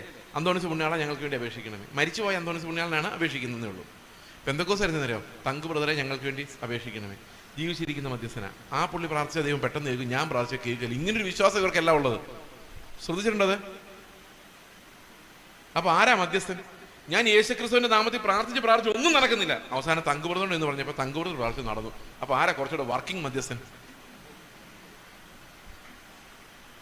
അവര് മരിച്ചുപോയ അന്തോണീസ് പുണ്യാളനൊക്കെ 10 രൂപ സ്വോത്രാഴ്ചിട്ടാൽ അവരതുപോലും മൈൻഡ് ചെയ്യുന്നില്ല. പക്ഷെ ഇവരങ്ങനല്ല. ജീവിച്ചിരിക്കുന്ന മധ്യസ്ഥന്മാർ അവരെന്ത് കൊടുത്താലും മതിയാകാത്തവരാണ്, അപകടകാരികളാണ്. ഞാനിത് പറയാൻ വരുന്നത് എന്തെന്നറിയോ? ഇവിടുത്തെ പ്രശ്നം ഈ മധ്യസ്ഥനായ ഒരു യേശുക്രിസ്തു മാത്രമേ ഉള്ളൂ. എല്ലാ മതങ്ങളും തട്ടിപ്പാണ്. യാക്കോബ, കത്തോലിക്ക ഉൾപ്പെടെ സകലതും. കാരണം എന്താണെന്നറിയോ? യാക്കോബക്കാര് ഈ മൽക്കിസദേക്കിന്റെ പൗരോഹിത്യത്തിലോട്ട് നോക്കിപ്പിക്കുകയില്ല. നോക്കിപ്പിച്ച് കഴിഞ്ഞാൽ നിങ്ങളെല്ലാം രക്ഷപ്പെടും, സ്വാതന്ത്ര്യം പ്രാപിക്കും. അതുകൊണ്ട് അവർ അഹറോന്യ പൗരോഹിത്യത്തിലോട്ട് നോക്കിപ്പിക്കുകയുള്ളൂ. അവർ പറയും, ആദ്യാചാരിത്വം കൈക്കൊണ്ട് അഹറോൻ മോശയോട് ഒന്നിച്ച് സ്കറിയായ്ക്ക് അത് നൽകി. മോശ സ്കറിയ ആ പൗരോഹിത്യം യോഹന്നാന് കൊടുത്തു. യോഹന്നാൻ ആ പൗരോഹിത്യം കർത്താവിന് കൊടുത്തു. കർത്താവ് അത് ശിഷ്യന്മാർക്ക് കൊടുത്തു. ശിഷ്യന്മാർ നമുക്കെല്ലാം ഇവിടുത്തെ അച്ഛന്മാർക്ക് കൊടുത്തു. ഒന്ന് ആലോചിക്കുക, മൽക്കിസദേക്ക് എവിടെ കിടക്കുന്നു? ഏക യാഗം എവിടെ കിടക്കുന്നു? അവിടെ നോക്കിയാൽ നമുക്ക് പ്രത്യാശ ഉണ്ടാകുമായിരുന്നു. ഇവിടെ നോക്കിയാൽ ഒരു പ്രത്യാശ ഉണ്ടാകുന്നില്ലെന്ന് മാത്രമല്ല, നമ്മൾ അവസാനം മരിക്കാൻ നേരത്തെ ഒടുക്കത്തെ ഒപ്രൂഷ്മ കഴിച്ചിട്ട് മരിച്ചാലും ഈ അച്ഛൻ അങ്ങോട്ട് ഇറങ്ങുമ്പോൾ ഇയാൾ എത്ര പൈസയും കൊണ്ട് പോയി എന്നറിയാൻ മേലാത്തതുകൊണ്ട് ഒരു ടെൻഷൻ ഉണ്ടാവുമല്ലോ പ്രായമായ അപ്പച്ചന്മാർക്ക്. ആ ഒരു ടെൻഷൻ മാത്രം മതി നരകത്തിൽ പോകാൻ. അപ്പോൾ ഒരു പാപം അവശേഷിക്കുന്നുണ്ട്. ഇപ്പം ഇത്രയും നാളത്തെ ഒപ്രൂഷ്മ കൊണ്ട് പ്രയോജനമില്ല. അപ്പോൾ അപ്പം മരിച്ചു കഴിയുമ്പോൾ 9-ാം ദിവസം അച്ഛൻ വന്ന് ഒരു കുർബാനകൾ നടത്തും. അപ്പം തീർന്നല്ലേ? ഇനി പാപം ചെയ്യാൻ ആൾ ജീവിച്ചിരിപ്പില്ലല്ലോ. പക്ഷേ തീർന്നിട്ടില്ല. 40-ാം ദിവസം അച്ഛൻ പിന്നെയും വരും. പക്ഷേ തീർന്നിട്ടില്ല. വർഷം പിന്നെയും വരും. 50 വർഷം കുർബാന ചൊല്ലിയാൽ ഇയാൾ അകത്താണോ പുറത്താണോ ഒരു ഗ്യാരണ്ടി ഇല്ല. ഇതിലേതെങ്കിലും ഒരു കുർബാന അവിടെ അംഗീകരിച്ചോ? ഒരു സാധ്യതയില്ല. എന്തുകൊണ്ടാണെന്നറിയോ? ഈ അഹറോന്യ പൗരോഹിത്യത്താൽ പാപം ഒരിക്കലും പോകുന്നില്ല. അതിങ്ങനെ മെഴുകി കിടക്കുകയുള്ളൂ, ഒരിക്കലും നീങ്ങുന്നില്ല. മനസ്സിലായോ? ഒരു പ്രാവശ്യം കഴിഞ്ഞാൽ അടുത്ത ആഴ്ച പിന്നെ ഈ യാഗം കഴിക്കണം. ഇത് കഴിച്ച് ഒരു ഗതിയില്ലാതെ ഒരു ഉറപ്പും ഇല്ലാതെ ഇങ്ങനെ ജീവിക്കുകയാണ്. പക്ഷെ ഒരു നിമിഷം മൽക്കിസദേക്കിന്റെ പൗരോഹിത്യത്തിലോട്ട് നോക്കിയേ, അതെന്നെന്നും നമുക്കായി ഗുണകരമായി സംസാരിക്കുന്നു. ആരുടെയും ചെലവില്ലാതെ, മധ്യസ്ഥതയില്ലാതെ, പൗരോഹിത്യമില്ലാതെ നമ്മളെല്ലാം ഒരേ സഹോദരന്മാരെ പോലെ യേശുക്രിസ്തു എന്ന ഏക മധ്യസ്ഥനിലൂടെ പിതാവായ ദൈവത്തിൻ്റെ അടുത്തേക്ക് ധൈര്യമായി പ്രവേശിക്കുന്നു. അതാണ് ഞങ്ങളുടെ വിശ്വാസം. ഇതാണ് വ്യത്യാസം. സാധാരണ നിങ്ങൾ വെളിയിൽ കാണുന്ന പെന്തക്കോസ്ത് ഇതും തമ്മിലുള്ള വ്യത്യാസം ഇതാണ്. അതായത് we have one mediator and that is Jesus Christ. നമ്മളെല്ലാം സഹോദരങ്ങളാണ്. ആ മീഡിയേറ്റർ വഴി മാത്രമേ ദൈവത്തിൻ്റെ അടുത്തേക്ക് പ്രവേശിക്കാൻ സാധിക്കുകയുള്ളൂ. അത് ഏകയാഗത്താൽ എന്നേക്കുമായി സ്ഥിരപ്പെടുത്തിയിരിക്കുന്നു. ആ ഏകയാഗത്താൽ രക്ഷിക്കപ്പെടുന്നവർക്കൊരു പ്രയോജനമുണ്ട്. എന്താണെന്നറിയോ? അവർക്ക് ഗ്യാരണ്ടിയാണ്. കാരണം ആ യാഗം എനിക്കൂടെ വേണ്ടി ആയിരുന്നു. അതുകൊണ്ട് അതിന് മാറ്റം വരുന്നില്ല. അത് എന്നേക്കുമായി നമ്മളോട് സംസാരിക്കുന്നത് കൊണ്ട് ഇനി ഒരു മതം ആവശ്യമില്ല, ഇനി വിശ്വാസം മാത്രം മതി. എത്ര പേർക്ക് മനസ്സിലായത്? മനസ്സിലായോ? അപ്പം കാത്തലിക് ചർച്ചും യാക്കോബ ചർച്ചും ചെയ്യുന്ന ഏറ്റവും വലിയ കൊടിയ ദുഷ്ടത എന്താണെന്ന് വെച്ച് കഴിഞ്ഞാൽ അത് കന്യാമറിയോട് പ്രാർത്ഥിക്കുന്നൊന്നുമല്ല, അതല്ല ഈ കുർബാനയാണ്. വീണ്ടും വീണ്ടുമുള്ള ആവർത്തിക്കപ്പെടുന്ന യാഗങ്ങൾ, ഒരിക്കലും പാപം പരിഹരിക്കാത്ത അതേ യാഗങ്ങൾ, ഈ ലേവ്യ പൗരോഹിത്യം നീങ്ങിപ്പോകാതെ അത് വെച്ചുകൊണ്ടിരിക്കുന്നത്. എബ്രാഹിം പറയുന്നത് എന്താണെന്നറിയോ? ലേവി എബ്രഹാമിന്റെ കടിപ്രദേശത്ത് ഇരുന്നുകൊണ്ട് മൽക്കീസദേക്കിന് ദശാംശം കൊടുത്തു. ലേവി ആരാണ് വലുത്? മൽക്കീസദേക്കാണ്. അവൻ ആദ്യവും അന്തവും ഇല്ലാത്ത ദൈവത്തിന്റെ പുരോഹിതൻ. ഓക്കെ, യേശുക്രിസ്തു ആ ഓർഡർ പ്രകാരം ആദ്യവും അവസാനവും ഇല്ലാത്തൊരു പുരോഹിതനായി എന്നേക്കും നമുക്കായി ജീവിക്കുമ്പോൾ, ആ കൃപാസനം തുറന്നു കിടക്കുമ്പോൾ ഇവിടെ ഒരു പ്രയോജനവുമില്ലാത്ത മനുഷ്യനിർമ്മിതമായ വ്യവസ്ഥകൾ, കൂദാശകൾ, മനുഷ്യനിർമ്മിതമായ നിയമങ്ങളെ അനുസരിച്ചുകൊണ്ട് ക്രിസ്തുവിൻ്റെ കൃപയെ അഗണ്യമാക്കി കളയുന്ന വലിയൊരു വിഭാഗം നമ്മുടെ ചുറ്റുമുണ്ട്. അതുകൊണ്ട് പ്രിയ സഹോദരങ്ങളെ, സത്യത്തിൻ്റെ വെളിപ്പാട് നിങ്ങൾക്ക് ലഭിക്കുമ്പോൾ നിങ്ങൾ സ്വാതന്ത്ര്യം പ്രാപിക്കണം. അല്ലെങ്കിൽ ഒരു പ്രയോജനവുമില്ല, അല്ലേ? സ്വാതന്ത്ര്യം, സത്യം നമ്മളെ സ്വതന്ത്രരാക്കണം. ആ സത്യത്തിന് നമ്മളെ സ്വതന്ത്രരാക്കാനുള്ള ശക്തിയുണ്ട്. അത് നമ്മൾ അനുഭവിക്കണം. We are free, we are not under the yoke of any one. Okay, ക്രിസ്തുവിൽ സ്വതന്ത്രരായവർ സാക്ഷാൽ സ്വതന്ത്രരാകുന്നു. അപ്പോൾ ദൈവം നിങ്ങളെ അനുഗ്രഹിക്കട്ടെ. ഈ രക്ഷയുടെ വാഗ്ദത്തങ്ങളെ ഉറച്ചു വിശ്വസിച്ചാൽ ആ വിശ്വാസം നമുക്ക് എബ്രഹാമിന് ഫലിച്ചതുപോലെ നമുക്ക് ദീർഘകാലം നമ്മുടെ ലൈഫ് നോക്കുമ്പോൾ നമ്മളെല്ലാവരും അനുസരണമുള്ളവരായി വെളിപ്പെട്ടു വരും. അത് എബ്രഹാം അറിഞ്ഞുകൊണ്ടല്ല, അവൻ്റെ ഉള്ളിൽ ആ വിശ്വാസം പ്രവൃത്തിയായി അനുസരണമായി മാറിയതാണ്. കാരണം ഇന്ന് പുതിയ നിയമത്തിൽ ക്രിസ്തു നമുക്ക് വെളിപ്പെട്ട് കിട്ടിയത് കൊണ്ട് നമ്മുടെ വിശ്വാസം എന്ന് പറയുന്നത് തന്നെ ഞാനല്ല, ക്രിസ്തു അത്രേ എന്നിൽ വസിക്കുന്നത് എന്നുള്ളതാണ്. അവൻ തീർച്ചയായിട്ടും അവൻ ഉദ്ദേശിക്കുന്ന കാര്യം നമ്മളിൽ സാധിപ്പിക്കാതെ പോവുകയില്ല. അതുകൊണ്ട് നമുക്ക് ഒന്നിച്ച് കർത്താവിൻ്റെ നാമത്തിൽ നിന്ന് മഹത്വപ്പെടുത്താം. കരങ്ങൾ ഉയർത്തി കർത്താവിനെ സ്തോത്രം ചെയ്യാം. ഓ ലോർഡ്, വി ഗ്ലോറിഫൈ യു. ഞങ്ങൾ നിന്നെ ആരാധിക്കുന്നു, മഹത്വപ്പെടുത്തുന്നു. ഞങ്ങളെ രക്ഷിച്ചതിനായി സ്തോത്രം, ഞങ്ങൾക്ക് എന്ന വാഗ്ദത്തങ്ങൾക്കായി സ്തോത്രം. കർത്താവെ, ഞങ്ങൾ ഉറച്ചു നിന്ന് കർത്താവെ വിശ്വാസത്തിന്റെ പ്രത്യാശയുടെ നല്ല സ്വീകാരം മുറുകെ പിടിച്ച് കർത്താവെ അങ്ങയിലേക്ക് തന്നെ നോക്കുവാൻ, അങ്ങയെ തന്നെ ഉയർത്തുവാൻ, ഏക മധ്യസ്ഥനിലൂടെ പിതാവിൻ്റെ ആ കൃപാസനത്തിലേക്ക് കടന്നു ചെല്ലുവാൻ ആ ദേവാലയത്തിലൊരു മഹാപുരോഹിതൻ ഞങ്ങൾക്കുള്ളത് കൊണ്ട് ഞങ്ങൾ അങ്ങയെ സ്തോത്രം ചെയ്യുന്നു. കർത്താവെ, അങ്ങ് ഞങ്ങളുടെ ജീവിതത്തിൽ തന്ന ഈ രക്ഷയ്ക്കായി നന്ദി പറയുന്നു, അങ്ങയെ മഹത്വപ്പെടുത്തുന്നു. സകല മഹത്വവും അങ്ങേക്ക് കരയേറ്റുന്നു. കർത്താവായ യേശുക്രിസ്തുവിൻ്റെ നാമത്തിൽ തന്നെ ആമേൻ.